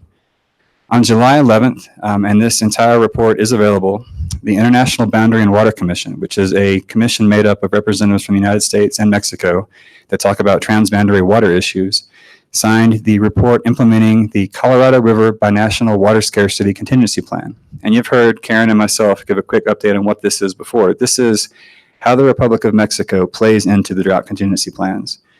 This was part of Minute 323, which was signed a year and a half ago to the 1944 treaty with Mexico about sharing Colorado River water. And basically this sat dormant until the lower basin DCP was implemented. They had shortage sharing ready to go in Mexico as part of the lower basin DCP. We just had to have the lower DCP signed for it to kick in. So it has kicked in. And now moving forward, the Bureau of Reclamation, as they look at how to manage their reservoirs, meet and PAL, the elements of the DCP that you saw several times in chart format and various DCP presentations from us are going to be incorporated into how those reservoirs are managed.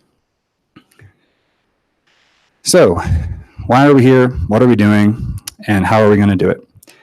I always like to start this part of the presentation with this paragraph from the Water Conservation Board's support and policy statements that were adopted in November 2018. What we're doing here is we are developing the state's position and approach on whether and how to develop any upper basin demand management program that could potentially be implemented within Colorado, consistent with state water law, to avoid or mitigate the risk of involuntary compact curtailment and to enhance the certainty and security in the Colorado River water supply. We had a couple of very exciting meetings where we had some public input on the support and policy statements. We worked with the roundtables. We worked with some of the water policy boards and the stakeholders around the state to craft the support and policy statement that was adopted by the board. It was a very busy 3 or 4 months, but as I'm always quick to say, adopting a policy statement was the easy part. Now we actually have to do this. Hence the 2019 work plan. Just a reminder, the work plan is being undertaken primarily by the Colorado Water Conservation Board. Like the IBCC, they are the geographically diverse water policy board for the state. They're authorized to consider and establish the state's water policy, and they're leading the demand management feasibility investigation. The Water Conservation Board has adopted or put into force 2 policies so far on the subject of demand management.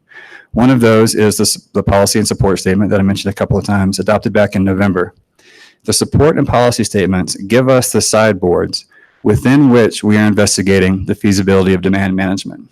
We're not operating outside of that. We're doing this in a way saying, if we're going to do demand management, we're going to investigate it in a way that is voluntary, temporary, compensated, that seeks to not disproportionately negatively impact any one geographic sector of the state or any one water use.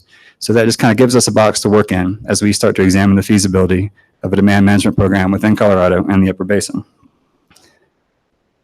The big goals of the 2019 work plan, and the thing I have to beat the gong on every time I stand in front of a group, we don't think we're going to have an answer for demand management by the end of 2019 or by 2020.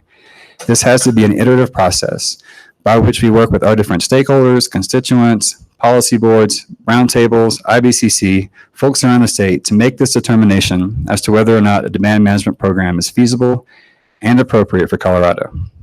So what we're doing with the work plan is we are beginning the process of identifying and analyzing the issues that would be associated with the implementation of a demand management program in Colorado. We've already had some guidance in this. Over the past couple of years, working with the roundtables, working with the IBCC, and working with our board, we've already heard what the big issues are, and you guys can name them just as well as I can. How are we going to pay for it? How do we make sure that it's consistent with the prior appropriation doctrine? How do we make sure it doesn't harm the water rights of those choosing to participate? And even more importantly, perhaps, those who are not choosing to participate. So there's a whole gamut of questions on how this is going to work and whether or not it's appropriate. So just the big part in bold here, and for the folks who can't see back there, this is the starting point for a statewide conversation. And the gong, I think you'll hear me ring again every time I stand in front of you all. Demand management and its implementation in the Upper Basin and within Colorado is not a foregone conclusion. This is a decision that we have to reach as a state. This is something that we have to decide that is in our best interest, and that the headaches and heartaches that are going to come along with implementing such a program are worth it.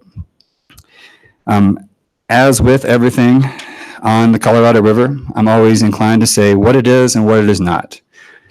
This is the investigation of the feasibility of a potential demand management program. We're not setting up how a demand management program will run because we haven't decided if it's the right idea or not. We're seeing if it's feasible and if it's right for Colorado. While we're doing this, there are other states working on this. A demand management program cannot work if just Colorado says, it's great for us. We have to do this in a partnership with our other Upper Basin states, Utah, Wyoming, and New Mexico.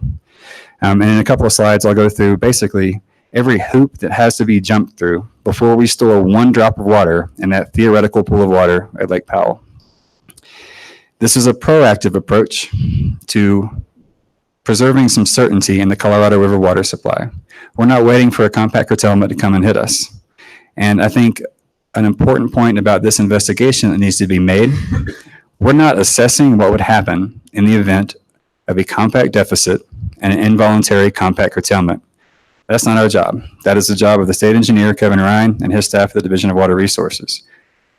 We are undertaking this process consistent with the goals and measurable objectives articulated in the Colorado Water Plan in Chapter 9.1, where we established the goal that our state goal will be to maximize the use of compact water while actively avoiding a compact deficit. And just to remind you all, the path to actually storing any water in this contemplated account in Lake Powell is very complex. I'm going to run through some of those details. And just the reminder that everyone needs to hold on to, there's an interstate link here. If we're going to get water there, it has to go through Utah, it has to go through New Mexico. We have to get it to Lake Powell. So we have to work with our partners in the other Upper Basin states and with the federal government to make it happen. So it's not something that we can just say, well, we decided it's a great idea, so let's do it. It has to be a partnership with the other Upper Basin states and the feds. Karen Kwan put together this slide that I have found very helpful, and I'm going to run through it verbally for cheap seats. There are 4 boxes on this screen, and they represent a different step in what has to happen before we actually store 1 drop of water in Lake Powell under a demand management program. We are firmly within the orange box of feasibility. We have to look at these issues within our own state, and the Upper Colorado River Commission has to start looking at how some of these issues would work across state lines. How do you verify and account for the water that is being conserved in these different conservation activities? How do you shepherd that water to where you get it to you want it to go? How do you store it? Under what conditions do we release it? And how do you make sure it's compliant with the law, not just across state lines, but within all 4 upper basin states? And again, how do you pay for it? This is a feasibility box, and you have to have a pretty decent answer to all those questions, or at least let your stakeholders and water users know that you've taken a hard look at them before you can even think about moving on to the next box. We're firmly in the orange box. The development of a demand management program will happen after each of the upper basin states has decided that such a program is feasible within their borders. This acts as an operational veto. If the state of Colorado or the state of Wyoming or the state of New Mexico says, you know what, we can't pull this off, it's not going to work in Colorado, that is a veto for the demand management program in the entire upper basin. All 4 states and the UCRC have to be on board and sign this into before we, again, store 1 drop of water. The development of that program, you have to develop some minimum requirements for what are the conservation activities that will contribute to such a program? Where is it going to be stored, and under what situations is it released? The next box, agreement with the Secretary of the Interior. These are reclamation facilities that we're talking about using, so we have to reach an agreement with the Department of the Interior on the agreements for how the water is conveyed to and stored at these units.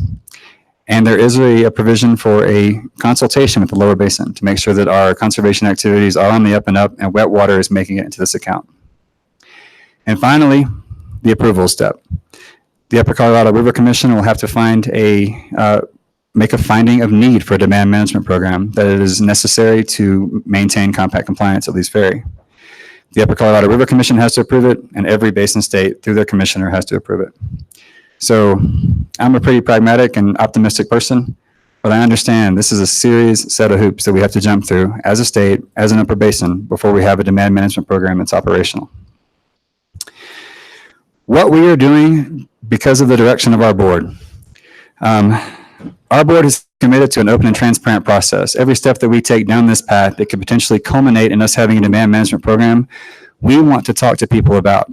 In fact, I would say that our staff and board are erring on the side of oversharing. We're like that one friend you have on Facebook who posts a picture of every one of their meals. You don't care that they had tamales, but you're going to know about it. A few steps that we've taken over the past couple months in pursuit of that goal. Director Mitchell penned a letter called The Path Forward that talks about the way that we're going to undertake this demand management investigation, how that we're going to stay in touch with all the water policy forums and boards that we work with on a regular basis, called The Path Forward.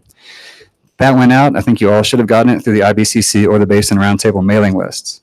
Another thing that we're going to do periodically are just an update from the project management team. This is going to be something that tells you how far we've come over the past couple of weeks and just some things we think you'd like to know about. We have done 2 of those so far. The way that we're doing those is we're also sending those out to the Basin Roundtable and IBCC mailing lists.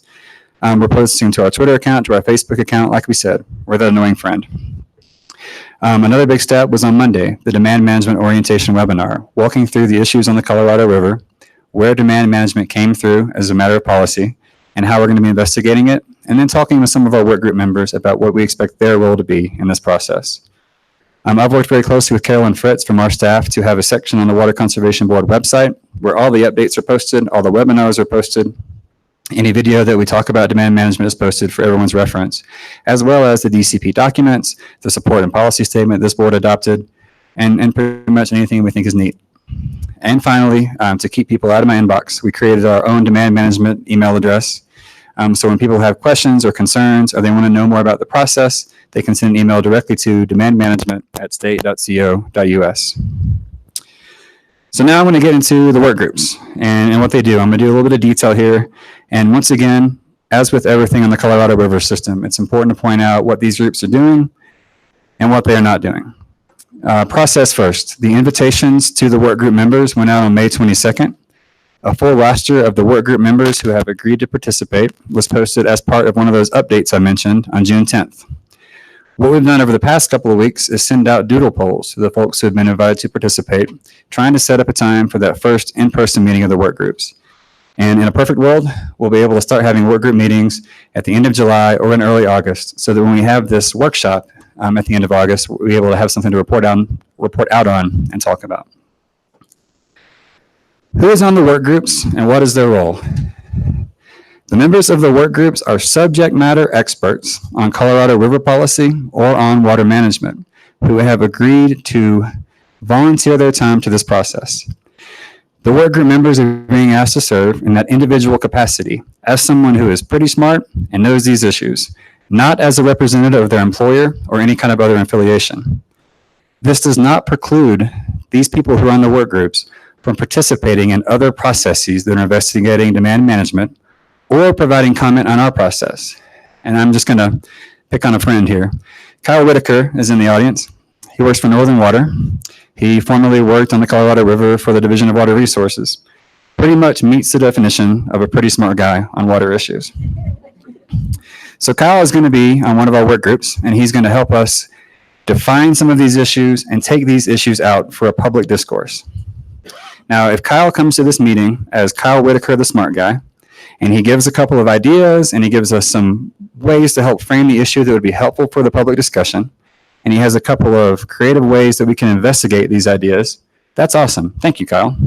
But then if he goes back to his employer and he works with the board of Northern Water and they decide that they didn't like one of the ideas that came out of that work group or another work group, Kyle can still participate in that process as a part of Northern Water. So while we're asking you to participate as an individual, that doesn't preclude you from working with your entity that you represent or any other sort of organization. And generally, and I'm going to brag on Russ George and the IBCC a little bit in a later slide just to make you guys feel good. But what we try to do here is not burn people out. There are a couple of exceptions because we had to have certain people in the work groups, but we didn't want to ask people to participate in the work groups who are already an active voice in a leadership role on the IBCC, at the Basin roundtables, at a water policy board around the state, because those people have a very important role to play, and we're trying not to cook everybody. So why are we doing work groups? And this is the part where I brag on the IBCC. The state of Colorado has, in my very biased opinion, one of the most robust and meaningful public input and stakeholder review processes in the entire Colorado River Basin. And that started with House Bill 1177, with the creation of the Interbasin Compact Committee, with the creation of the Basin Roundtables for these localized forums to bring water policy issues up to the statewide level.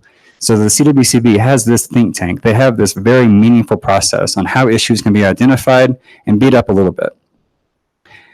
With these work groups, why would we supplant this existing stakeholder and water user framework? We're not going to, but we are going to make very good use of it because it exists and because we should and because that's how the Water Conservation Board does business. The work groups and their intent here is to help the Water Conservation Board staff identify and then frame for public discussion and discussion at the board level the primary issues that would be associated with any implementation of a demand management program within Colorado. The work groups will not be making decisions on demand management. They will not make recommendations directly to the Water Conservation Board. Here's an extended metaphor I've been using in a few different groups to kind of talk about this. We want to make really good use of the time of you all, the people who are part of this robust stakeholder and public input process. And it would be really easy for me and Director Mitchell and Karen Kwan to sit at our conference room and say, here are the 3 priority issues we've identified for agricultural impacts. None of the 3 of us are farmers. We work in Denver. So what we're doing here is we're expanding the scope of our staff table, and we're asking a wider variety of people to help us first frame these issues so that when we go to the roundtables, when we come back to the IBCC, when we visit with the different water policy boards around the state, we have a good first stab at those issues that is informed by the bright people around our state. Something else I'd like to point about the work groups, and to the point of not burning people out too bad. We know this is a big ask. Everyone who's in this room is a busy person with their day job, with their night job, with their midnight job. Everything you all have going on is a lot. And we know that participation in these work groups may not be the perfect thing. This board has committed our staff and the Attorney General's staff and themselves to making sure people's first voices are heard and that you're able to have a meaningful discussion with us about what you identify as the challenges and opportunities around demand management. If you don't feel like you're being represented at the work group level, at the roundtable level, have your board call me or email that handy third-party email address, and we will come to you. We've committed to this. Our board committed this back in January of 2018, and we're going to keep this going. And a public discussion about this and your opportunity to beat me and Becky and Karen up in a public forum, bring it on. We will come to you and give you that opportunity. What we think the work groups are going to do in 2019 and 2020. We think the work groups are going to meet 4 times between now and June 30th of 2020. We have asked members of our staff, and by asked members of our staff, I mean I put their names on a list and told them they had to do it. And sorry, Linda. They're going to guide this discussion. We have some knowledgeable people in the Department of Natural Resources and the CWCB staff.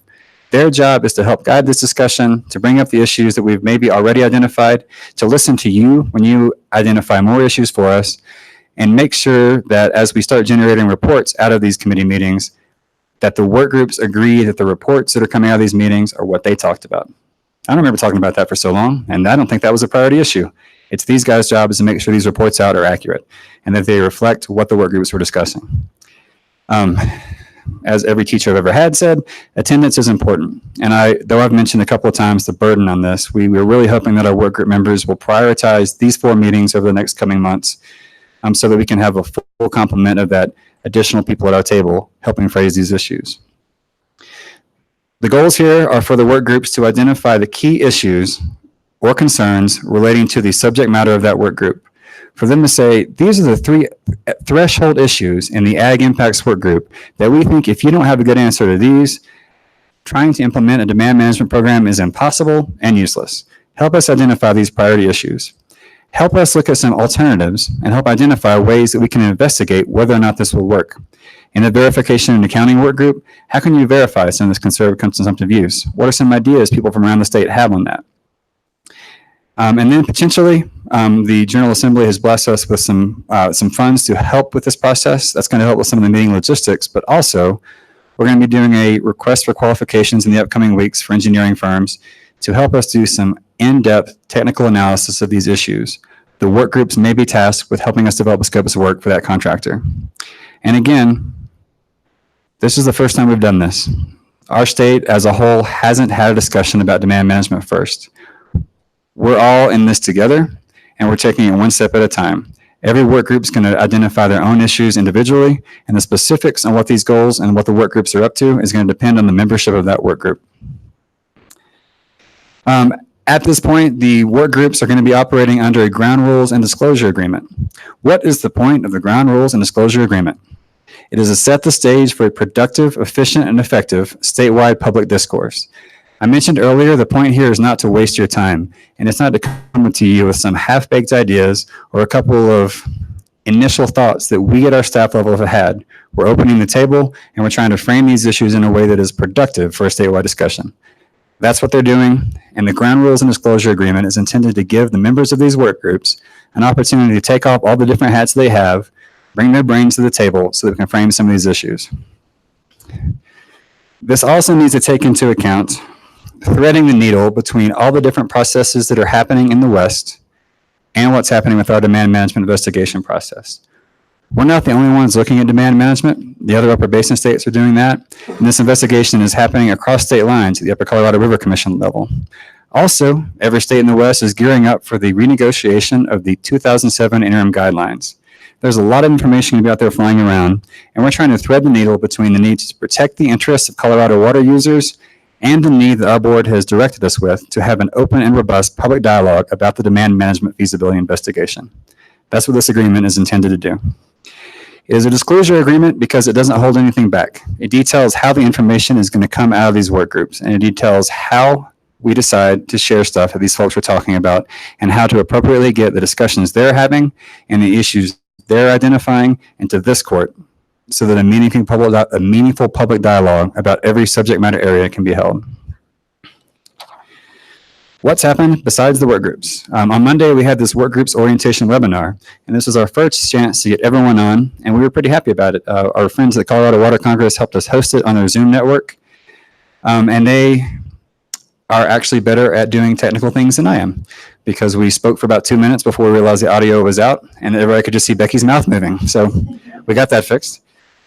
We had about 109 people on, so we had the members of the work groups mostly, and then a few people from the public who decided to tune in and hear what was going on. We covered the Colorado River background, how we got to this point with demand management, and how we're going to investigate it. We talked about the activities of the work group, the facilitator setup, how often these work groups are going to meet, that sort of thing. And then we had a very robust, I thought, questions and discussion part of the webinar. It was open to the public, and again, just to plug our website one more time, if you go to the front page of the Water Conservation Board website, you'll see a link to the YouTube channel that has the entire webinar. And I very cleverly asked our staffers to cut off the part where Becky talks for 2 minutes and you can't hear her. So it's the pro edit. First regional workshop is coming up. See, I'm supposed to be excited here. It's going to be held in Steamboat Springs, Colorado, in conjunction with Colorado Water Congress's summer conference.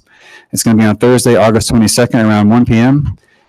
We have not put an agenda together yet, but we discussed this a little bit on the webinar, and I think some of the best ideas actually came out of our discussion on the webinar.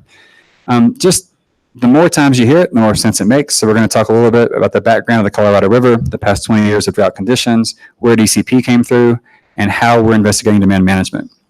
We're going to have some reports out, I hope, from the first work group meetings and hearing what sort of topics are being discussed and what subject matter area they're looking to delve into. We'll do a Q&A. This is meant to be a session for anyone in that region to come together and ask the hard questions about demand management. So any of the hard questions people have, bring them to Steamboat and ask them. And then also our staff will work hard to synthesize any public comment on the demand management feasibility investigation process for the board's review and information at an upcoming presentation by me. So just a few things that are coming up. Late July, early August, we hope to have the first work group meetings.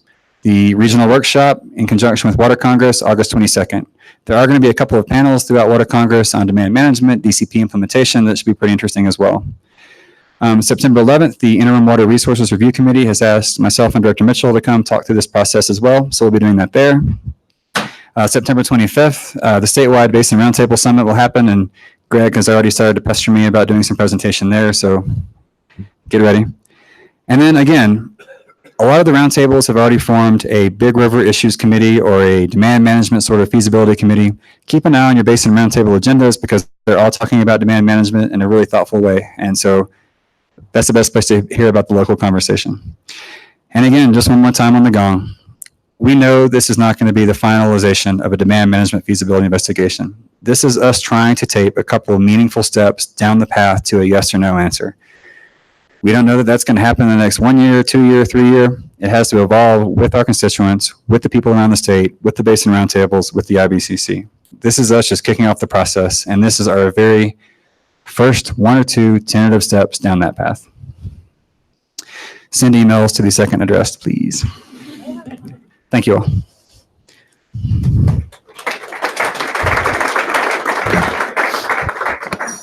Brent, thank you for the great presentation as always. And it never hurts how fast you talk. We got a lot of information very quickly.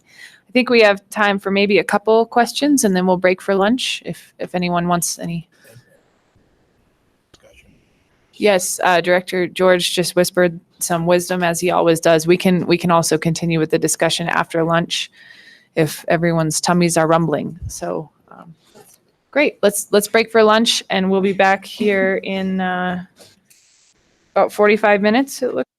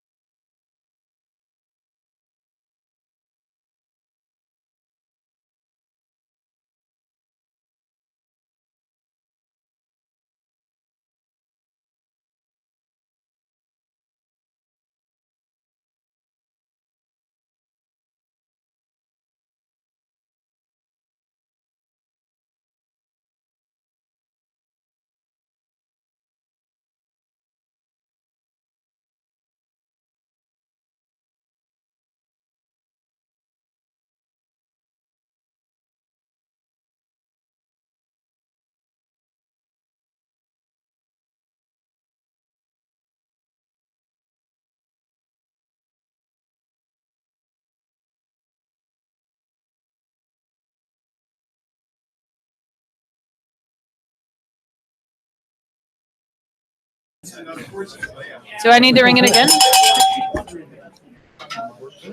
Okay, welcome back from lunch. I hope everyone got just enough to where they're not sleepy, but they're satisfied. So we are moving on to agenda item 22, which is our demand management process and the IBCC. Brent, are you leading us in that? I am not. I'm just here for any lingering questions. Great, great. So do we want to open it up for any? Yes, let's do questions. Okay, let's do questions about Brent's presentation. Yeah, Jairus. Brent, how, if they are at all, are the drought contingency plan and management plan tied together?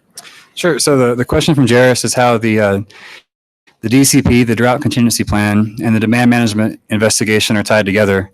And I would say that I was remiss in leaving that slide out this go around. The DCP, as I mentioned in some of the initial slides, was signed by the principals and by Interior about a month ago, or 2 months ago. And it allows for, so the Lower Basin DCP makes the Lower Basin entities take less water under certain levels at Lake Mead. It lets them, or it makes them take shortages above and beyond what are required by the 07 guidelines. The Upper Basin DCP, a separate package of documents, is two documents primarily. One is the Drought Response Operations Agreement, where if we see Lake Powell getting to critical levels, we'll move water from the Upper Basin crisp reservoirs, that's Navajo, the Aspinall Unit, Flaming Gorge, to Powell, as available under within the existing records of decision, within the existing contractual responsibilities out of those reservoirs to bolster those levels. The other agreement is the Demand Management Storage Agreement. So demand management is nested within the bigger DCP. All the Demand Management Storage Agreement does is if the 4 Upper Basin states and the UCRC can agree on how a demand management program would work, it allows for the storage of up to 500,000 acre-feet of water in Lake Powell, exempt from the 07 guidelines releases. So water that we're keeping in Lake Powell, not subject to release to the Lower Basin for compact compliance only. So to get water there, we have to have a demand management program. So when I kind of walk through all the different hoops we have to get through to store water in Lake Powell in that demand management pool, that would be the end goal. So all the DCP does is it authorizes that storage if we can get through all that hoops and agree to a program, which are some pretty mighty hoops. Thank you. Yeah, Ed. We're putting a lot of money and time into this effort, and everybody says the odds of success are not great. Ensminger used the term, it's a heavy lift for the Upper Basin. Is one of the reasons that we're doing this is we feel obligated to do due diligence and to give it a go to satisfy the Bureau and the Lower Basin states? Or I wouldn't say that satisfying the Bureau of the Lower Basin states has anything to do with it. This is all about keeping the Upper Basin states in compact compliance. It's giving us a buffer so that if we are able to pull off a demand management program, and if it is deemed feasible, we'll have that pool of water to release by Lee's Ferry to keep us in that 75 or 10 requirement of the compact. We're doing it because it is in our interest to make sure that everyone in all 4 corners of Colorado and the Upper Basin has certainty in their supply of Colorado River supply, and that when you get to the uncertainty associated with the compact curtailment and involuntary compact curtailment, that's kind of bad for everyone. So this is our attempt at looking at different creative methods to, just consistent with that water plan goal, maximize our use of compact water while actively avoiding that situation. could you run into a situation where you put in all of this time and effort and Colorado decides to do it? And I've talked to Wyoming a bit and they seem pretty skeptical. So you could have them pull the plug on it at the end and it'll all be for naught. Does that keep you up at night? I should have said my day job was managing the demand management investigation for CWCB, and my night job is weeping into my pillow about it. But it does keep me up at night, and there is that possibility. As I mentioned, every Upper Basin state has what's an effective veto. So we could do all this work, and we could decide this is great for Colorado, and we're going to do it. And New Mexico or Wyoming or Utah can decide we don't see the feasibility. It doesn't happen. And we can do that to them too. Our county is hoping that we do a better job in the next round of negotiations. Are we going to be putting a lot of time and money and effort and brain power into getting ready for the next round? Because it seems like we were caught flat-footed in the 2007 ones. We will be putting as much money, time, and effort into it as we possibly can. We know how important this is. Yeah, Dave. Brent, just to follow up on the veto that you're talking about. Just to follow up on the veto, that's the first time, sorry, Stan. Keep knocking that off. That's the first time I'd heard about the veto, and that's kind of troubling because it seems to me that if one of the 4 basin states decides for whatever reason that they don't want to participate in demand management, the other basin states should still be afforded that opportunity to have that protection against the curtailment.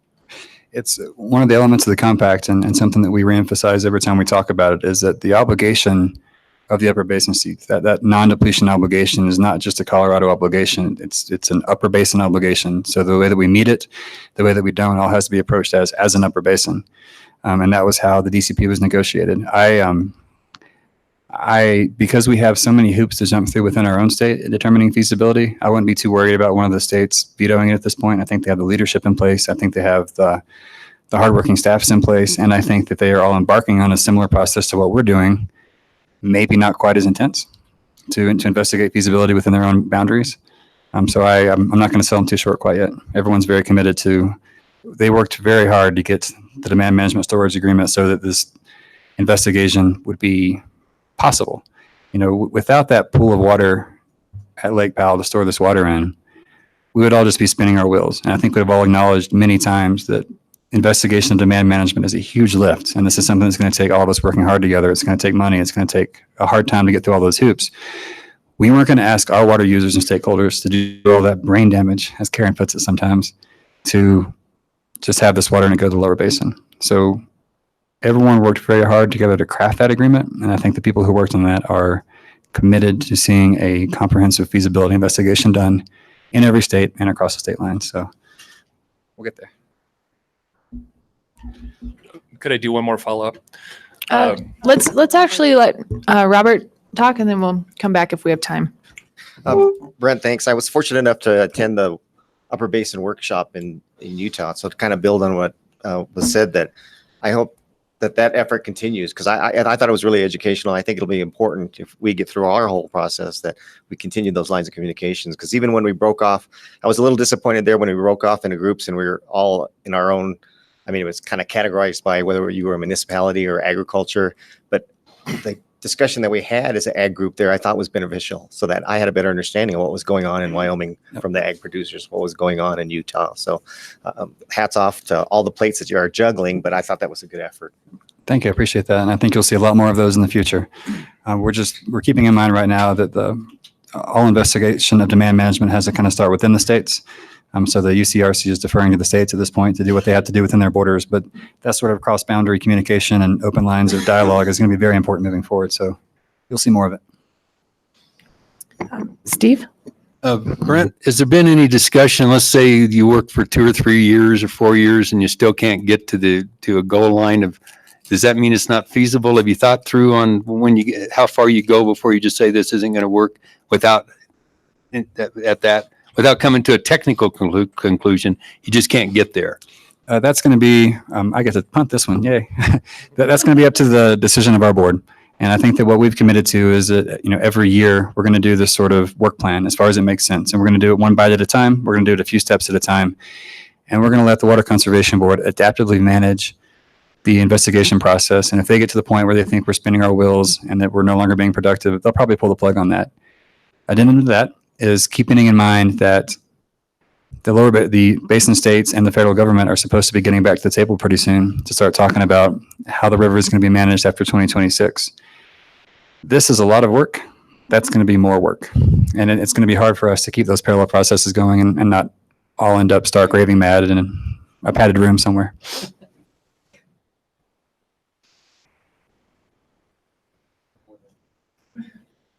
On the funding, and I've listed, because you're going to need, I don't know, 100 million a year or something like that.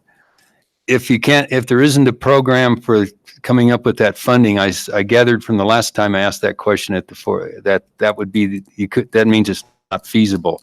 Is that still the position that you have? That's probably a question for the board, not for me, but if it's going to be a voluntary, temporary, compensated program, and that's the paradigm under which we're investigating it, if you can't compensate people, then do you have a program? Do the follow-up.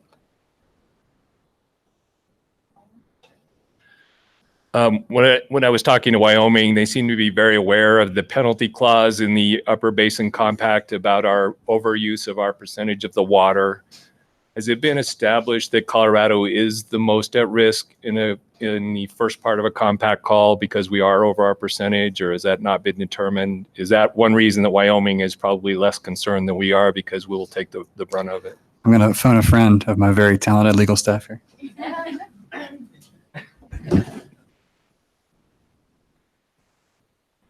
Good afternoon. I'm Karen Kwan from the Attorney General's office. And in taking that question, Mr. Millard, the answer from our perspective on this is that there is no overuse in the basin, regardless of what the percentage is because we're not in a curtailment situation.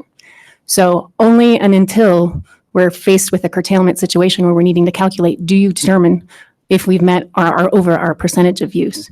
So, for example, I hate to liken it like this, but prior to the Central Arizona project coming online and California was able to use Arizona's extra water that they weren't using, it's not like they had to pay it back at any time. When the Central Arizona project came online and we said, California, you can't continue to be using over 4.4 million acre feet. It's the same situation. Depending on what the water availability is in any given time in the basin, we're entitled to 7.5 million acre feet in the basin. And so we're entitled to 51.75% of that. Unless and until we're faced with a situation where we have to curtail, we're entitled to that.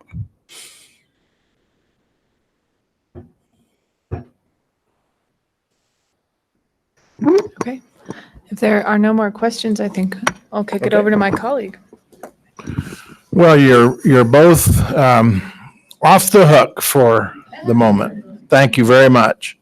So I want to shift gears just a little bit from where we've gotten so far.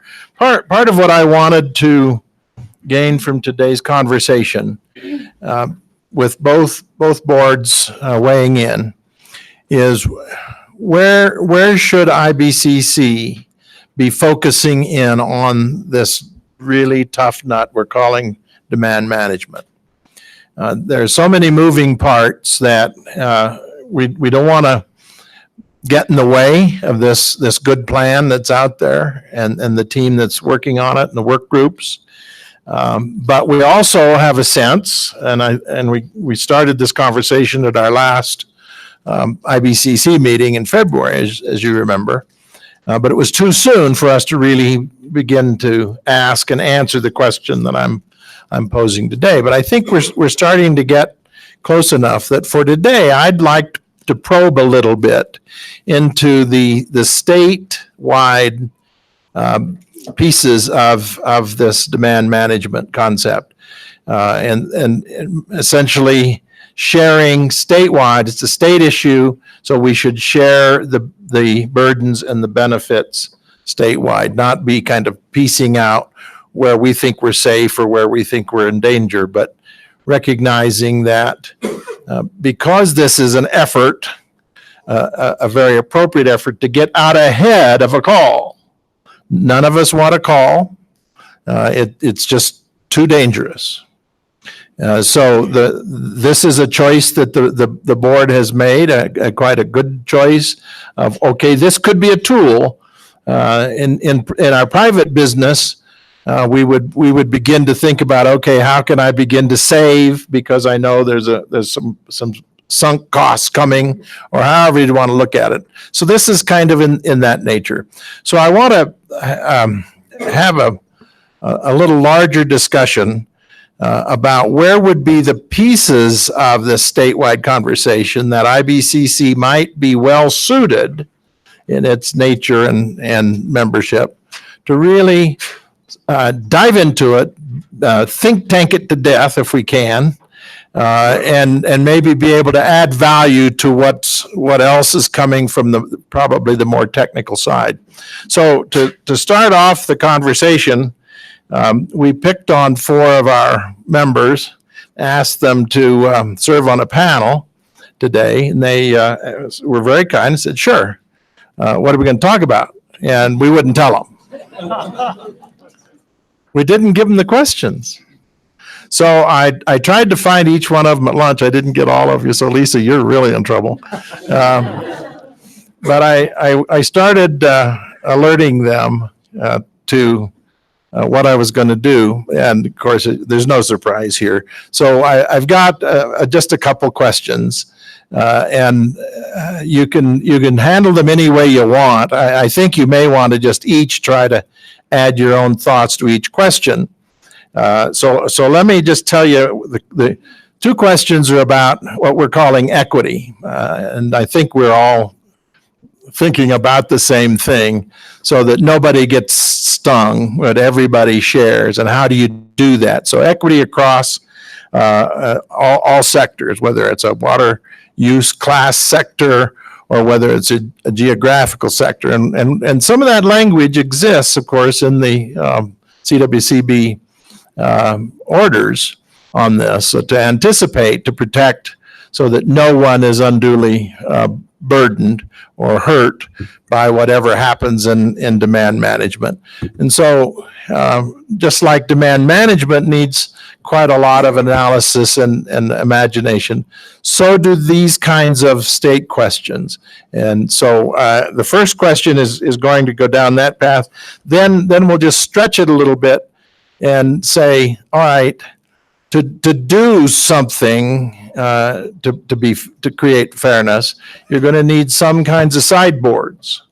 And we've talked about this in conversations, but I want to get it on the table today. And so if any of the panelists have been thinking enough and have thought in the concept of where the boundaries and sideboards are going to be, what's your thinking about that? And the last question then will be for everybody to weigh in then for how much time we have. Don't want to run into time to do the technical update, but I still want to get a vigorous conversation here. So the last question is then, so what, having said all of this, what should IBCC do and when should we get after it? Okay, so that's what I'd like to do with this. Sean, I'm going to pick on you to start the question. So just tell us, if you would, in a few moments, your perspective on the need for equity, and probably tell us what you mean by equity in the first instance. And each of you should tell us what your concept of fairness or equity is. But if we're going to do a demand management program, what do you think the equity ought to look like? Well, thank you, Director George, and thank you for those who chose me to be on this awesome panel, not knowing the questions. I will confess, Russ did reach me at lunch and told me equity, and whenever somebody of Russ's caliber says, I want you to talk about equity, I quickly went to Google and looked up equity. So I'll share with you what I learned about equity is justice according to natural law, which is an interesting rabbit hole, freedom from bias or favoritism, and then dealing fairly and equally with all concerned. And I guess I'll focus on the last piece of dealing fairly and equally with all concerned.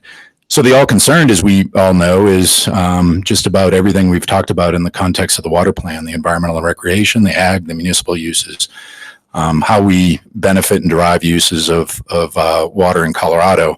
And so if we get into a curtailment situation, I think we can all envision a scenario where without prior planning, we would start divvying up water based on what we think are higher priorities. And I can share a specific example of that with the September 2013 flood. And some of you have heard me tell this story before, but I'll quickly go through it again for those who hadn't heard it. We know through fish counts, Parks and Wildlife, the number of fish that had resided pre-flood around the town of Lyons, and it was a sizable number of fish per mile that were there pre-flood. The flood came through, and Parks and Wildlife wisely got out and did another fish count before we had gone through and done any mitigation work as a result of the flood. And the fish counts actually looked decent compared to what it was pre-flood. The flood itself did not really damage the fish populations. It wasn't until we started making equity decisions regarding what's a priority. And at that time, the priority was connecting Lyons to the rest of the world. So we went in with backhoes and we started removing debris from the river. You can imagine what the fish counts were at that point. They went down to literally zero fish at that point. So that's an example of winners and losers. And that's also, in my mind, an example of planning in a crisis. We know that this has this potential. It's not like a September 2013 that would sneak up on us on any given day. Lots of models have looked at what the Colorado River might look like in the future. And so we have that. Now we have this opportunity to really talk about equity and talk about what our priorities are. And in my mind, if we're going to plan for this in a crisis, it's not crazy to imagine that human people will take the priority over the variety of different water uses that Colorado River provides for. So the fact that we're sitting down and talking about this now and talking about equity is completely appropriate and I think wise in my mind. And so my definition of that is let's look at the overall uses. Let's look at how we can maintain a system for statewide benefit.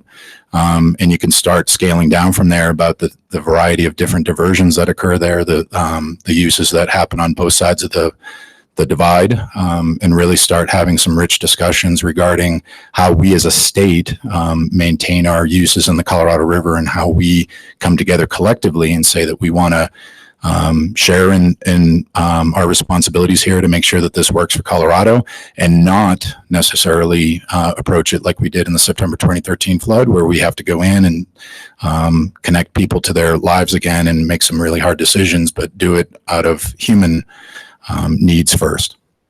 Great, thank you. Jackie, you want to tell us your view? Well, I think it's obviously a loaded question. I agree with your definition of equity, I suppose.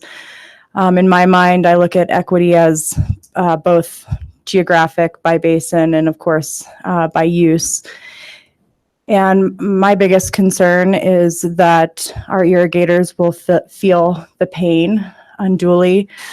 And I worry about our rural communities. So while you can't cut off water to people that need to drink it on the Front Range, livelihoods are really important too. And I too am glad we're having this conversation now. I think overall, we have to determine that this is something, that demand management is something that we want as a tool in our toolbox. And it's worth the effort to go through these conversations, to have it there.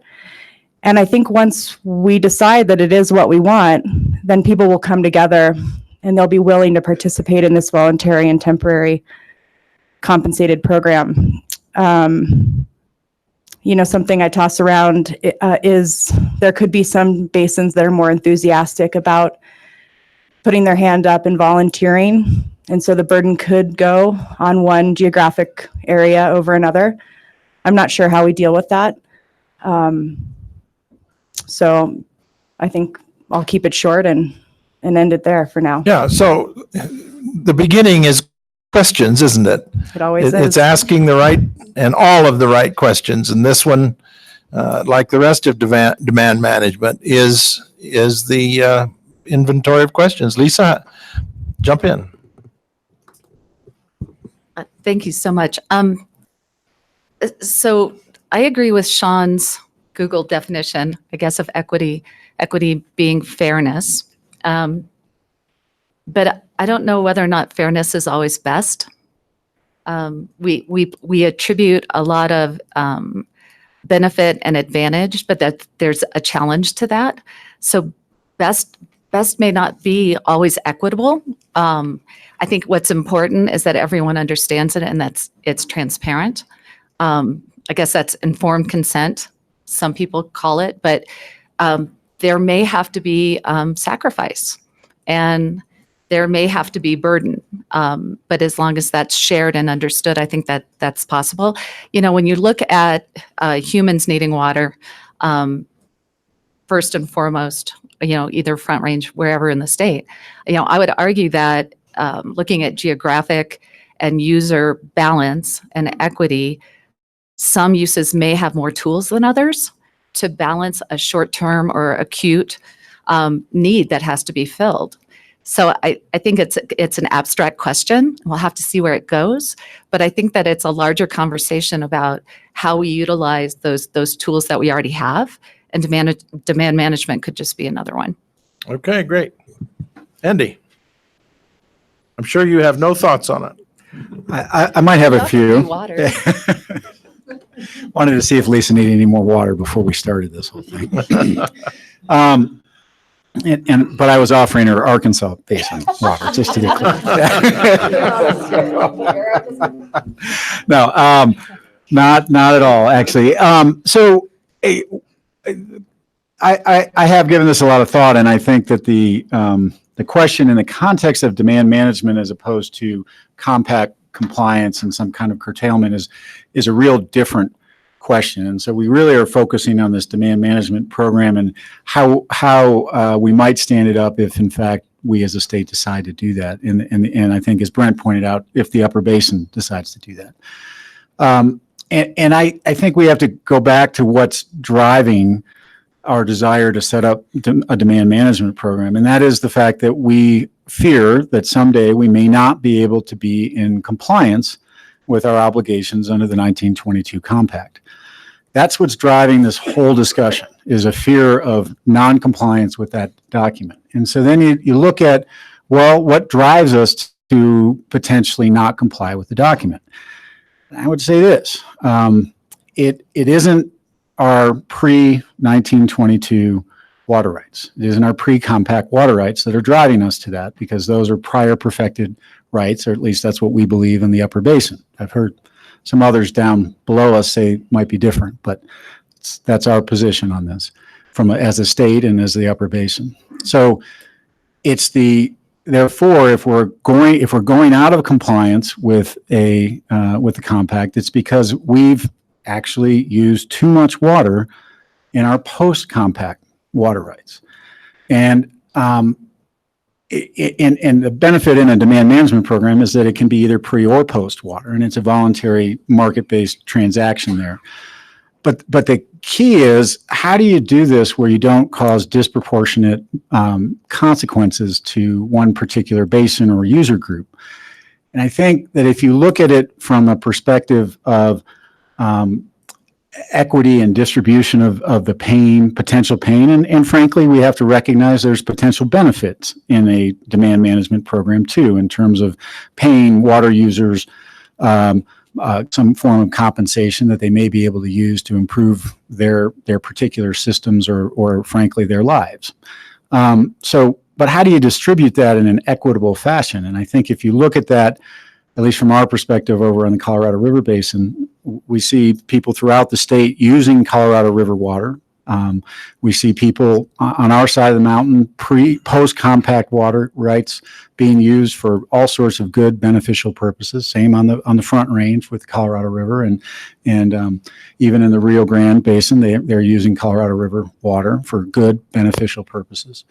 But if we can design a program where the demand management burdens and potential benefits are shared in proportionate use to the post-compact depletions from the Colorado River, I think that you start with that on a geographic basis, and you then go into the different user groups within those geographies, and you can set up in different basins, different mechanisms. What works on the Front Range or northeastern Colorado isn't necessarily what's going to work in the southwestern corner of our state. It's not what's going to work in the Yampa. The Yampa and the Gunnison may be different, frankly. So we need to look at that, but if we go at it from understanding that legal framework that we're operating within and what's driving us towards that compact violation, it's really those post-compact depletions. So how do we produce the water into this demand management pool that reflects that division of water, or that has driven us to the point where we're not in compliance? So that's my thought. So your answer suggests to me that we start with the data, and then try to look at those who's impacted in a straight reading of the numbers, as you suggested a straightforward formula, and see what the result would be. And then take a look at what would be fair. Yes. And then when we go out to find the water to put in storage, we would reach in places that would either meet or exceed that fairness result. Correct, and we try to incentivize the so that it would mirror those depletions from a post-compact perspective. We may have to incentivize, frankly, front range water users with more money, more Okay. compensation. Okay. Than you would for someone who may be in a different basin over on the west slope. Yeah. So you would look at that in an equitable fashion in that manner. I think. I mean that I think we ought to look at some of the facts and the data to help us structure this. So I think your comments imply that the money source would be public so that it could be used differing levels. I have lots of thoughts about where the money ought to come from. Okay, that's another question another day. All right. Well, the second question has really been suggested by your answers, and that's, well, surely you have some concerns about impacting one sector more than others. It's still an equity question. So it's a split by type of use. Sean, back to you. Do you have concerns about, is that a way to divide? Is that a place to look for the pain that needs to be shared? This is the sideboard question? No, this is actually, it's still the equity question, but I'm asking you because your answer, the first answer, had something to do with humans first, people first. And so that causes this question then to be at point, because that's a sector, isn't it? Yeah. Unless you define every water use, because ultimately there's a human value there. So I'm just asking, how about disproportionate treatment of the different water use sectors? Yeah. I think we can all agree we should not curtail beer and marijuana. I think that's important that we keep that as a priority. Even Andy agrees with that.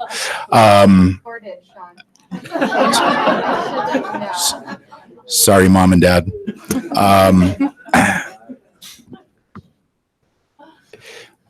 Russ, I feel like the example that I shared earlier gets to that, is to the extent that we can front load this conversation now and really dive into, I think Andy's couched it as more of a in line of thinking of prior appropriation, which is how we've settled long water allocation issues in the state.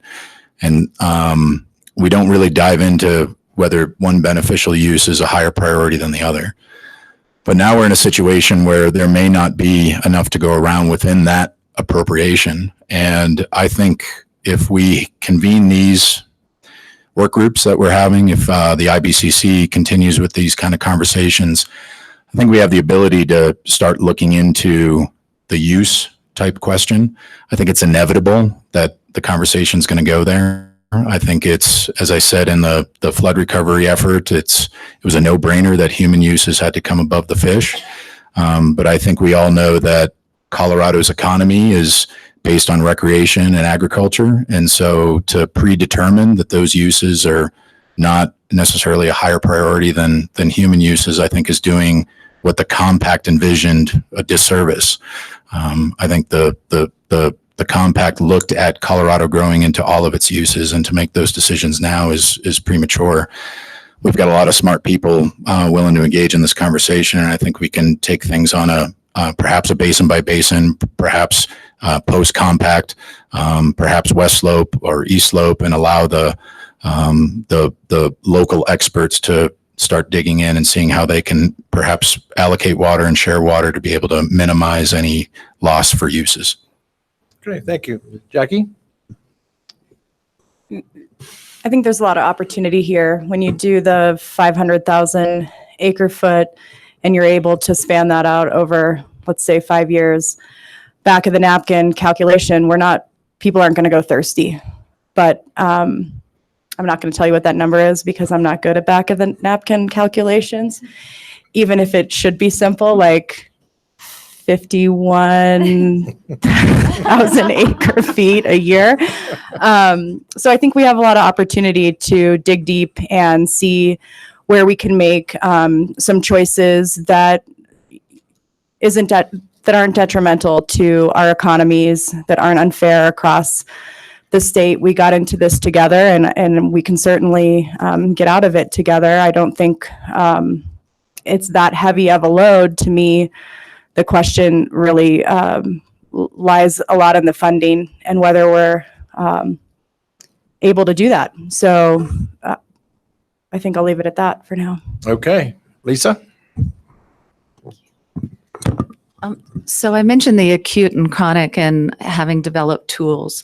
On the Front Range particularly, just because that's sort of like my world, we've developed conservation tools, different ways of coping with system shortages and operations. Arguably, maybe a municipal use will have more tools at their to use in a condition like this than environmental or agricultural. And I think we need to recognize that. Whether or not that needs to be incentivized somehow in a greater way, there's a reason why we developed those tools, and they're to be used in situations just like this. So that's how I would, moving forward in the conversation, I think we have to recognize that the uses aren't there isn't equity amongst the uses. And there's benefits and values that we each bring to the table that should be used. Great. So if I heard Lisa correct, the water should all come out of the municipal sector. So I think, I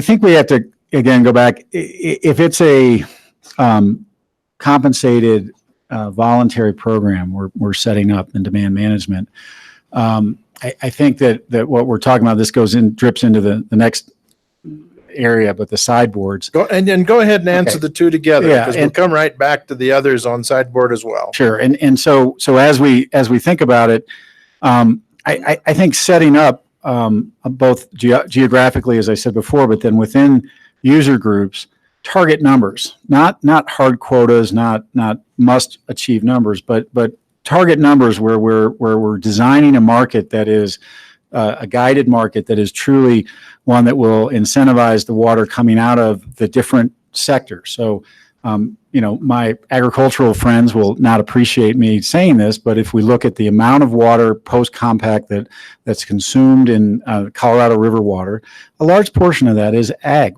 water. So how do you incentivize in a way that doesn't do permanent damage to the communities that depend upon the ag and the food producers themselves? How do you set that up? And I think we can figure that out if we around this room and around the state think long and hard and work together to figure that out. The idea being that you have target numbers and then you backfill in that market. You make a market work so that it can achieve that rough picture of equity, again based on that thing that's driving us to deal with that, and that is the post-compact depletions. So to me it's a fairly simple way, but you do it. I mean, simple concept, but hard in practice, because how do you get sideboards to say, well, we don't want more than X percentage coming out of agriculture in say the Gunnison Basin. See, I'm going to really pick on Trampy now. So, but come up with that number that you're looking for, and then figure out what it will cost to do that in that market, and then create that market in a limited sense. And what's the best way to do it? You may actually have more people that want to participate in it, more acreage than is within your target. Do you set up a lottery system or something to pick those people out of the willing pool of folks, or do you allow them to dry up more and then thinking about what's the impact there on the secondary impact on the communities and the institutions that depend upon that, and how do you preserve those community values when you do it. So there's a lot there to think about, but that's I think we can do it through a very carefully structured program. I would say in what's inherent in the way I'm looking at this is that there's a single payer system, and that it's likely to be the CWCB in my mind that is running this guided market, and it does so in a way that is very different than having individual buyers out there trying to run it. And I know single payer system is a hot button political partisan word. I don't mean to start that at all. I don't look at it that way in the water community whatsoever. I just think that we really need to think about how that economic system will work within our state, so that we preserve what's important to all of us. Could I just really quickly address the sideboard issue? Please, go right ahead. So one of the things that I'm trying to get my own hands around is whether or not we're talking about an emergency response that's finite, or we're talking about a new way of living and a new way of managing our water supplies. Because I think that the sideboards, that's going to determine a lot of the conversations that we're having and the sustainability of a program like this, right? Is how long this is actually going to last, and whether or not it's something that's put in place to guide us to the next step, or it's something that we need to learn to incorporate into our systems. And I think that that's going to be critical for all of the users and all of the basins. A whole new chapter. A whole new chapter. Do we just want to go down this way now? If you wish, if not, The do it anyway. sideboards? Yes. I think that's a great point, Lisa. I think, to me, we really need to define temporary, voluntary, and compensated. I get a little nervous about standing up a program in perpetuity without testing it in some sort of pilot format, and then having the assumption that demand management is something we carry forward forever. I think those three words mean incredibly different things to different people. And when we've had conversations in our basin about, what it looks like to be paid to fallow your acreage, one of the comments that stands out in my mind is a gentleman out of Maybell saying to me, "So Jackie, we're just going to go buy hay from the lower basin, or from someone that can produce the hay with the money we receive so we can keep working?" I don't know. That's a question. So what are we getting from that transaction? And is it worth the headache that we're going to put our producers through to figure out how to cut water like this? And the other questions that we talk about is with the evaporation, and will this water, will it do a good? And I think, in a roundabout way, it gets to the point of, is this our new reality, or is this an emergency program? So I'd really like to get those words defined. Okay. I agree. At least within the municipal sector, as we all know, a majority of the water use is for outdoor. And as Jackie had said, we can't really envision where people are going to go without drinking water. But I think what we're talking about is what becomes of the landscaping water use and the outdoor irrigation use. And Lisa hit on it, is municipalities have tools in the toolbox to deal with drought, to deal with a temporary sort of situation. There are many utilities that have different stages of drought, and one of those stages could trigger a zero irrigation use or once a week sort of irrigation use. So municipalities are prepared to handle that kind of situation. And at least in my neck of the woods, when you talk about the Colorado River and the CBT project, they've never really dealt with the CBT system being that drought, being under a strain of a drought. But they would just have to flip their thinking, and hopefully the native water and the CBT aren't hitting at the same time, but maybe it's just a net difference there. So with regards to the sideboards, I think we really need to have that conversation with regards to how deep are we willing to converse about municipal water use. And is this just a temporary thing like you would handle in a drought plan, a year or two of no irrigation use? Or would you start thinking this is the new normal, and how do you prepare for that? And many of the Front Range cities, many on the West Slope, or Tree City, USA, when it's 101 degrees out, those shady trees and the grass sure provide some relief. But if it's the new norm, we got to have some conversations that I haven't really heard the water community really do a deep dive into. And again, I applaud the fact that we're having it now and not while it's happening. So I think you're posing a question that is this demand management concept we're talking about to be used for a specific purpose, which would be protection in a Colorado River Compact call, or is it really something more than that, and that it's for all purposes? That's kind of Lisa's question too, I think. So I haven't heard that one asked much, but I think it's bound to. Maybe that's why we started talking temporary right at the front end. But it'll be interesting to see if that gets to the finish line. So the last question then is about where do we want to place this conversation? Because just in your 15, 20 minutes, you've really lit up the sign of what needs to be done, and it's a big sign. And there's lots on it.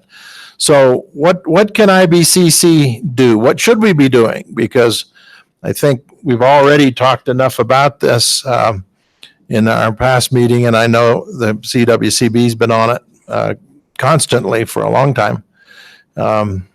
What we need to do this. We need to go forward here. We can't not do this. I think everyone agrees with that. So how do we do it? CBC's on this path that they share with us, and we'll be helping them at every point. A lot of folks in this room that are on IBCC are also volunteering to do work group studies, and there'll be plenty for us all to do. So do we want to add another layer of our to-dos that is in this organization of IBCC with all the value it can bring to a really free-thinking, brainstorming way of tackling difficult problems? And one of the nice things about IBCC is that it can avoid a lot of the obligations people otherwise have to protect an interest. And only weigh in when it serves that interest. We're not designed that way, really, and so it's almost a no consequence if we make a mistake in our conversation or in our work. So I'm going to let you folks kind of help me draw out of this group based upon the thoughts you've already started. What do we want to do? Should IBCC sit back and just individually help with the process in place? Should we tackle one or more of these very specifically statewide sharing the pain issues? Let's see if we can move the marker here on that question. So anybody here, both boards, weigh in. Jairus. I think, Russ, one of the strengths of the critter that you created 15 years ago is the Basin roundtables. Here we're down now looking at people where the rubber really does meet the road in terms of water use in their areas, differing viewpoints. I would suggest that perhaps someone certainly brighter than me put together a list of questions that each roundtable has to sit down and think about and discuss. I mean, we have a lot of different programs in the Ark Valley in terms of what we do during meeting day, but I think this would be one of the most important. Let's find out how the Arkansas Basin view of this issue fits with Yampas. I suspect it's going to be a little bit different. And I think that might then be the genesis to start then dialogues trying to deal with those differing views that the roundtables have identified. And then IBCC could serve as a clearinghouse first for helping to start the listing of the questions. What are the questions? And have a complete inventory before we're done. And then bring it in and say, now, we've been talking about how different we are across this state, but we are one state. And how are we going to make this work for everybody in the state if we have to go forward? You'd have a good database built of questions, and that would to some degree imply some answers too, I think, and also tell you where you would go to answer the unanswerable ones, which we always have in water. Who else? Yes.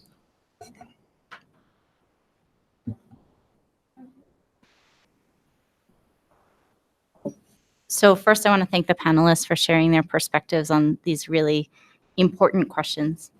To me, Director George, I wonder if the question isn't so much one of what should IBCC's role be, but to me, it's more of a timing question. I think Brent's right that we're very fortunate to have this sort of ready-built structure for the very important conversations that we need to have as states, as basins, as communities, as water users. But I guess I wonder about the timing of it and if it makes sense to allow the work groups to get a little bit farther down the road in the process that they're just starting to embark on now, so that we don't have kind of these different forums kind of working in parallel and perhaps not as effectively as they could. I thought Brent made a good point earlier about how, we're all busy people. We engage on these issues through a variety of different forums. And I want to be respectful of everyone's time and energy and think about, what order and sequence makes the most sense, so that we're, I guess, channeling the discussion in the most efficient and productive way forward. Good. Yeah. So it's probably, we've got some breathing room then, because it's not ripe yet for us to really know that where we can add value without duplicating. Well, I don't know if that's my decision to make. I'm just putting the question. No, I agree. Yes. Oh, go ahead, Melly. Bill, you're next. I get untangled, you'll have some rope. Thank you. I think our role is to channel, to a great extent, the roundtables. There's going to be a lot of stuff thrown at them. And, it's difficult to capture everybody's, the staff, CWCB staff is going to be going around and talking to a lot of people. And there's a lot of opinions and a lot of thoughts and everything. But in my view, and I am a member of the Southwest Roundtable, we really get into it there, into just kind of the bones of what concerns people. So I don't think we should sit back and wait to see what happens. I think we need to integrate the questions that are being asked by all these work groups into what we're doing. But I think we need to stay, just be willing to take what is being discussed here to our roundtables and bring back what the roundtables are saying. I don't know if you put together a list of questions or you just have a structure where you bring back truly what the roundtables are thinking, because you're going to find out at the roundtable, probably not in other context. And I don't know if my fellow roundtable members agree, but I think that's our role. It's just basically channel the roundtables, because I think that's where a lot of this is happening and should happen. Yes, agreed. Okay, thank you. Bill. Thank you, Director George. I guess I'd like to step back a minute. Maybe I've been around this IBCC process too long. But when we started, Director George created the thing, and I can remember, I'll share a little local history. The Gunnison Basin was targeted. We felt we were targeted, and we didn't even know if we wanted to participate in the IBCC and the roundtable process. And Russ and I have been friends for a long time, and he came and he said, "Trampy, you've got to be a temporary chairman and bring that group together." And I said, "No, I don't think so." But he finally twisted my arm to the point that I did.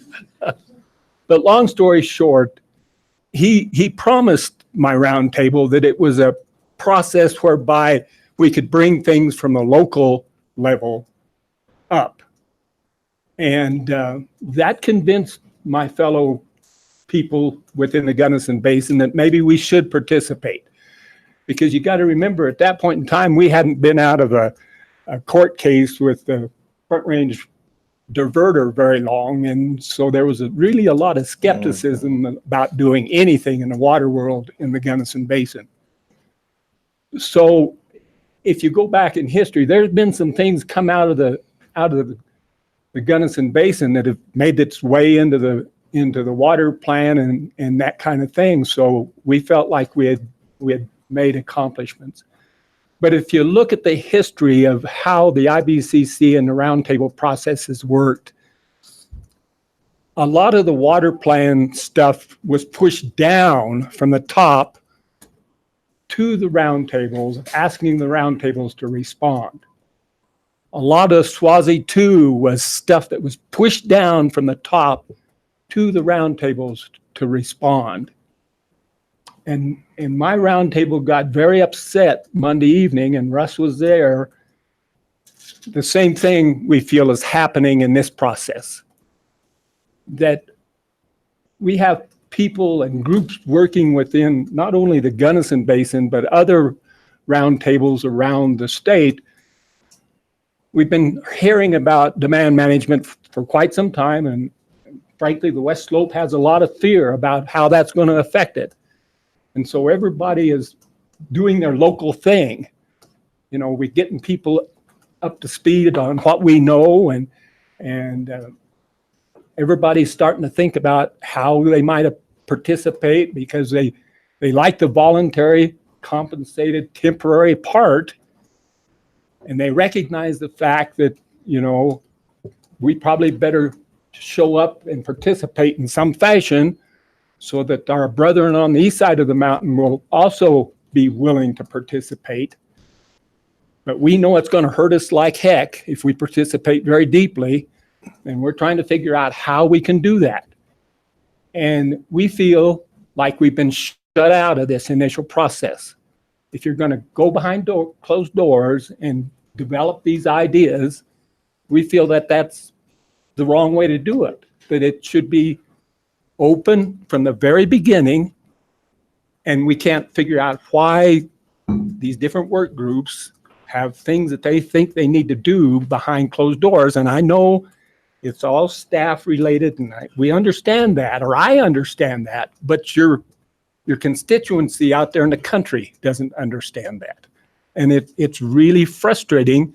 And I was in a meeting last night, and that was the first question that was asked of me. It was a local stock growers group. And they kept asking me, why can't we have our ideas put into the initial stages, that maybe our ideas have merit? The fear is that there'll be a plan put in place early on, and everything will be manipulated to meet the plan. And they don't have an opportunity to express their expectations, and their choices of how they're going to participate are going to be limited because the plan's already in place. And that's the perception that's out there. And I just wanted to share it with you, that if you could just become more open and do away with the confidentiality portion of this whole thing, I think it would be easier for me to work with my constituency. Thank you, Bill. That's an important point to make. And as you say, I was in the meeting, and that's a very fair representation. It got my attention for sure, that what people were saying, and in a very meaningful way that They want to participate. And the last thing that several of them said to me before I left, we'll do our part. We'll get to work. We'll dive in and volunteer and help be a part of the success, and which is what I expected, and I really appreciate that too. Yes, I mean. I don't know that I have an answer to the question, but I guess I was hoping I could pose one, Russ, if that's okay. Sure. One of the things that I'm hearing is that there's discussions that need to be held at the roundtable level, and I know we've started that in the Southwest.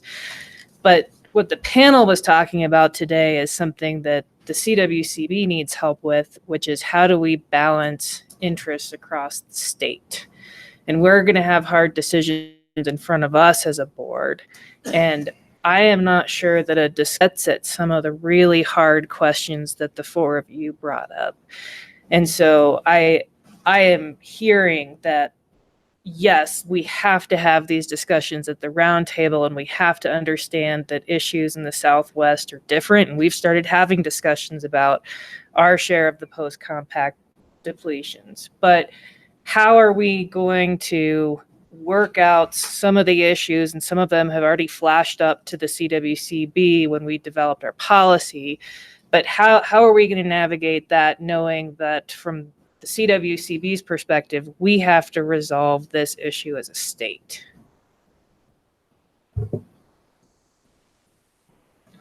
Phil, please. So I want to comment on a few points. Those I haven't met, I'm Phil Weiser, Attorney General here, and we and our office are so committed to this work. I can tell you, having seen lots of different areas of public policy, there is not an area in Colorado with more collaborative problem solving, innovation, and strategic planning than what is happening on water. And I know we had concerns about where this might go, but here's one important note of optimism. We are not now under the gun at all. We are planning ahead so that we can control our destiny. Government doesn't always work that way. Try driving on I-70 sometimes. We here are in a space with a lot of collaboration, innovation, and a need to build trust.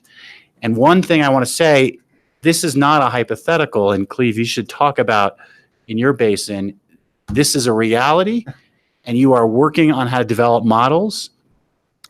And to your question, Russ, there has to be bottom-up learning about this as part of it. There's a scenario that I believe will happen where our innovation, our work on this will become world-class, and the techniques and technologies and approaches that we develop here will be adopted because challenges around droughts and water, they're only going to get worse. We're going to have more extreme weather. We are probably looking at a new normal. I'd love to think this could be a temporary, but I actually want to plan for what is seemingly more likely, which is more constraints that we have to work through, and we can do that. I also want to underscore the value of the planning and work. California took on a very dangerous, not well thought out experiment in how to manage resources. Their electricity markets, they were an abject disaster. Right? We're not going to let that happen here with water. We're going to be able to develop and pilot, as some people said. And so I recognize their concerns about where it's all going. I am optimistic about what this community can do, and our office is totally committed to working with you on it. Great, thank you. Sure, go ahead. I just wanted to take a quick pause and Bill, thank you for your comments. They're very honest and open and sharing with us what you've heard from the Gunnison, and I just wanted to let you know from the CWCB board standpoint, we appreciate it and we hear you, and we're working on it. We're working on talking about the next step and the path forward with the working groups. So thank you very much for sharing that. Lisa, I think you were next.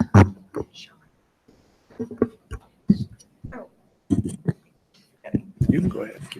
Thank you. I also really appreciate, Bill, your comments, and Celine, yours as well. So I'd like to add just a little bit of a complication, like you need any additional complications. So what would I like the IBCC not to do? I don't want this to become our singular focus. There are a lot of issues across the state in water, and I would be not appropriate if I didn't throw in Sprague, for example, a project that we're looking at in the South Platte Basin. I'm concerned when I hear the passion behind demand management. I'm concerned that we're going to make it our singular focus. And I think we've got to realize that we're looking at a myriad of issues, and we have to work together on all of these issues and be prepared to address all of these policies. And so I just ask if we can also maintain, some sort of sense of moving other progressions forward. I think that'll be valuable to us too. Very good reminder. Thank you. And timely. Cleve. Couple of thoughts. One, in direct answer to Russ's question about the role of IBCC, I do think it'll probably be a dynamic process. I think at the very least we're a conduit, as others have kind of pointed out about sharing information. And Phil Weiser and I did not tag team to do this because I've been taking notes, and a light went off yesterday that I'll offer a bit. There's a bit of a case study about demand management in Colorado now. It's in the San Luis Valley. It's in Subdistrict 1. Our Lake Powell is our unconfined aquifer, and we do voluntary, compensated, mostly temporary fallowing projects and about trying to preserve our aquifer system. And I would just challenge the group to think about it. Really becomes a trial or an experiment about human psychology is what it really. You can't imagine how well we've tried to compensate people to participate and cannot get the participation we need. You couple that with a year like last year, 2018, and basically 6 years of work were not erased. The effort was still there, but we took a step backwards to the point where we started from in 2012. And I just offer up, that's kind of what I would think the role of the IBCC could be. Is again that clearinghouse, a conduit to share information and offer up. There's an existing case study for what demand management looks like. If I could just follow up on that. Sure. Was it Leroy who said he was really skeptical this project could work, but having seen it, he then grew confident it could? Did I get that right, Cleve? There's more to it than just creating and maintaining sustainable aquifer systems. In our case, it's about also managing impacts to surface water systems as a result of groundwater withdrawals. And certainly 10 years ago, there was an abundance of skepticism.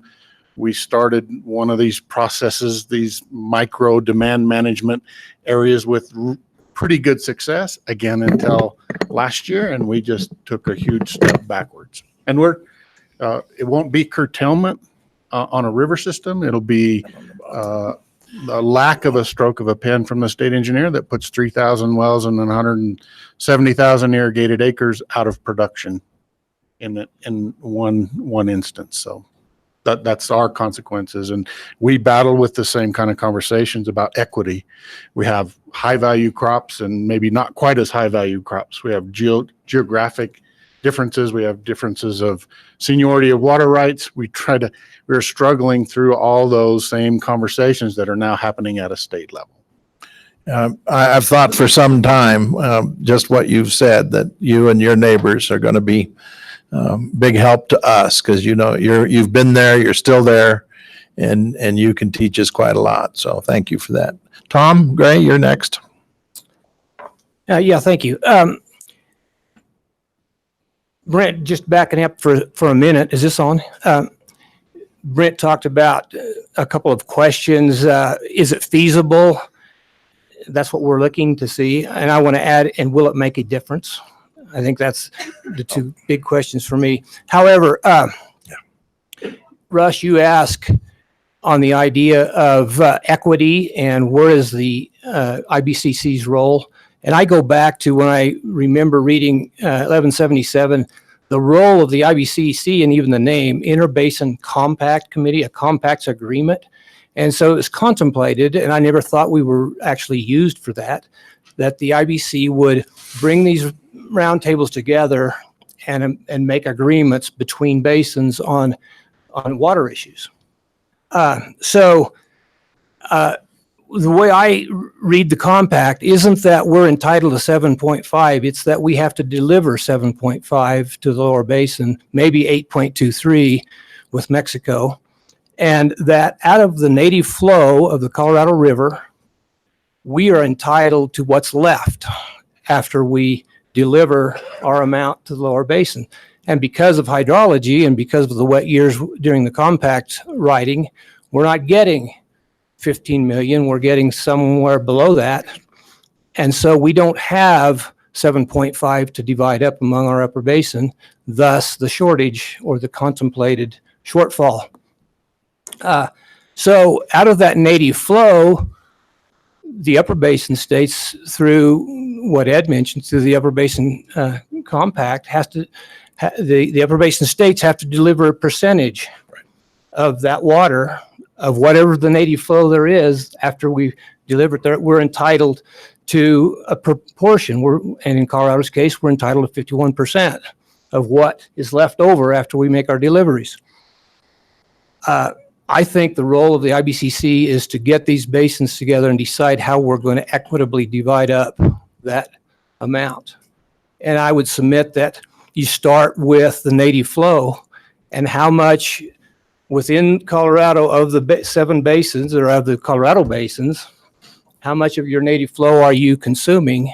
And then begins the compact negotiation that the IBCC can be a part of what percentage then do you need to curtail for either demand management or compact compliance. And so I think we have a great role, and I think that role is that we can get together, we can have those adult conversations, as T. Wright said a few years ago, about how are we going to split that up. And I think that's we're representatives of each basin.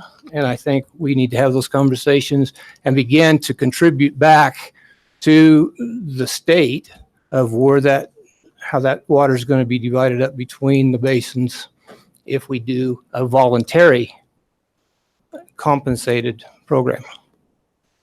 The drafter of House Bill 1177 would tell you that you're exactly correct the way you interpreted it. Sean. I guess I want to build on that.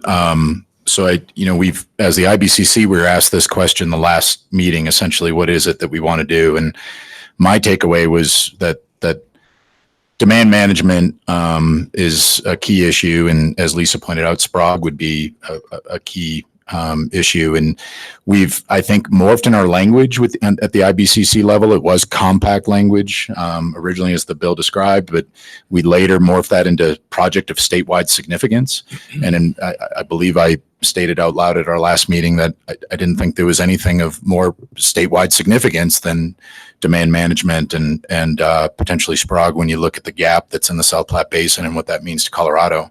So I think that ought to be our focus. And to put a finer point on it with the IBCC, I mean, as Russ pointed out, the framers of that bill really envisioned a collaborative effort from all sectors of water use throughout all geographies of the state of Colorado, coming together and talking about that next tranche of water supply and how do we allocate that and how do we use that.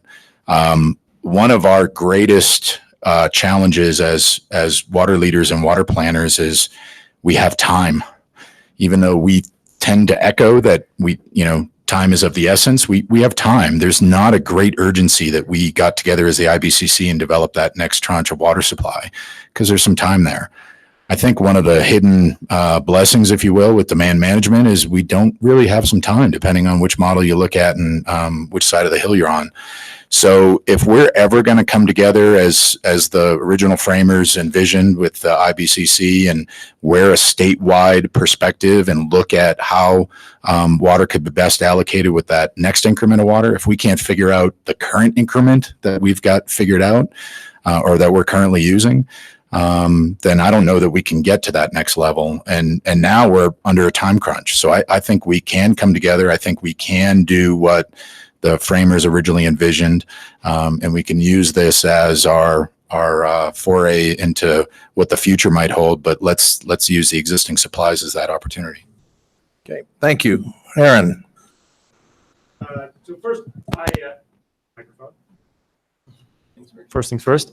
I'm going to pile on, so I'm going to keep it short. But I would agree with Tom, and was thinking the same thing about how demand management equity, which involves a number of different categories that were identified by the panel, would make a lot of sense as a place for the IBCC to explore a true interbasin compact. And I liked Jairus's idea earlier about some sort of a questionnaire to basins to get a sense, at least as a starting point, of geographic equity, and something similar might be interesting to look to use groups as well. So I'm not going to dive any more into that. The other, one request to Cleve, it does seem to make a lot of sense to look to the San Luis Valley and the creation of Subdistrict 1 as a case study. And I'd be very curious, maybe this wouldn't be valuable to others, but to have that, to walk through that even more, to kind of understand the process and lessons learned, to identify parallels, more than something off the cuff, but to really learn about that, even to talk to some of the folks that have been involved, I think would be useful to all of us as we think about, there's obviously particular differences between that and the Colorado River, but there's a lot I'm sure we could learn. And the other piece that we've talked about in the past, I know the IBCC has been involved in thinking about how do you fund not just demand management, but all the other beneficial elements that were identified in Colorado's water plan. And curious to see if we want to continue to have a role there, either in some way in connection with the demand management funding working group, which is a portion of it, and then thinking more broadly about how all these other investments that are needed fit into how Colorado continues to make use of its entitlement. It might not itself be demand management, but SPROG, for example, is a piece of making sure we can live within our entitlement. Demand management is a piece of it. Investment in our forests and watersheds is a piece of it. So can we help think more broadly about funding for that full package? I think would be useful. That's great. Thank you. Stan Kazir, the clock tells me you're last, so make it good. 7 years ago. I doubt if I can make it that good. But actually, I'm going to complete around where Jairus started. This is very complex. Anybody that wants to say it's simple and all you can do is go out and we'll have equity done within 30 days doesn't understand that, 50% of the Colorado River is coming over to the east slope. Maybe 0% of some other southwest maybe is coming over to the east slope. And how do you balance out if that's the equity determination? But there's a lot of issues. But one of the things that I think Jairus was pointing out is what we have is an area where we can send questions down to entities that have the real vested concerns who can come back with some answers. I was trying to think about, the River District's done a lot of work on water bank, as the Front Range has been involved in that, and Nature Conservancy, and why that hasn't been proceeding forward, and what are the results? Does that allow for any kind of determination of some of the things we want to do? And from a practical standpoint, I think some of the results were you can't do alternate, irrigation every other year or something on some kind of crops. That's a problem. It really is. We're also going to have the overall question of the cost and what people are willing to pay for it. At the state, or is it going to be individual by different areas? One of the real concerns on the hay crop is also the permanent nature of it. We had this discussion, as I can remember Paul stating that whatever that number that had come up, it wasn't enough for him as an irrigator to want to forego his hay crop. That's not answered. But some of these questions, I think, can go back to the roundtable. And you can ask the roundtable in the Colorado River Basin, what is a reasonable value for not growing your irrigation crops or something like that, and get a response. And that's the thing about the roundtables. If we have a list of questions, we can go back to them and get some answers. We also probably have some questions that nobody wants to ask at the statewide level. is how is the state engineer going to handle some of this stuff? Where are they as far as rules and regulations on some of this stuff? This is going to be critical to the overall situation. And, demand management equity, as Tom was saying, it's a toughie, especially when you consider that all 4 basins in West Slope have differing varying amounts of already diverted water. Why do we have to take part in that? So I think, like I said, I'm trying to say is the roundtable, as Jairus was saying, is an excellent place. If you get a list of questions, go back to the people that are impacted and say, we as the IBCC want you to answer whether for any price you're going to forego irrigation. What will that take? The items such as that. Thank you all for those comments. They were so good that we let it go a little long because I hated to miss out on that discussion. And I think Russ was taking some really good notes to compile and keep this conversation going. So thank you for sharing those really thoughtful thoughts. We are going to take a really quick 5-minute break to allow our water plan technical team to get set up. And so just run out, grab snacks, because we'll be in here for a while once they get going.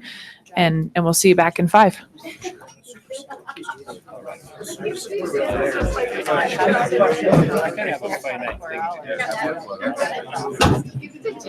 So I just want you guys to have this. I'm going to keep eating it. Nice to have it.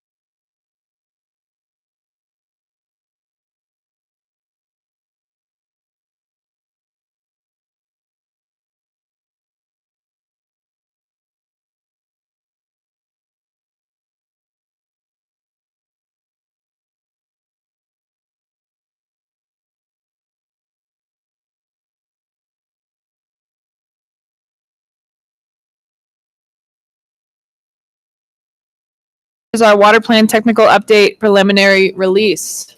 Greg Johnson, please start us off. Thank you. Great.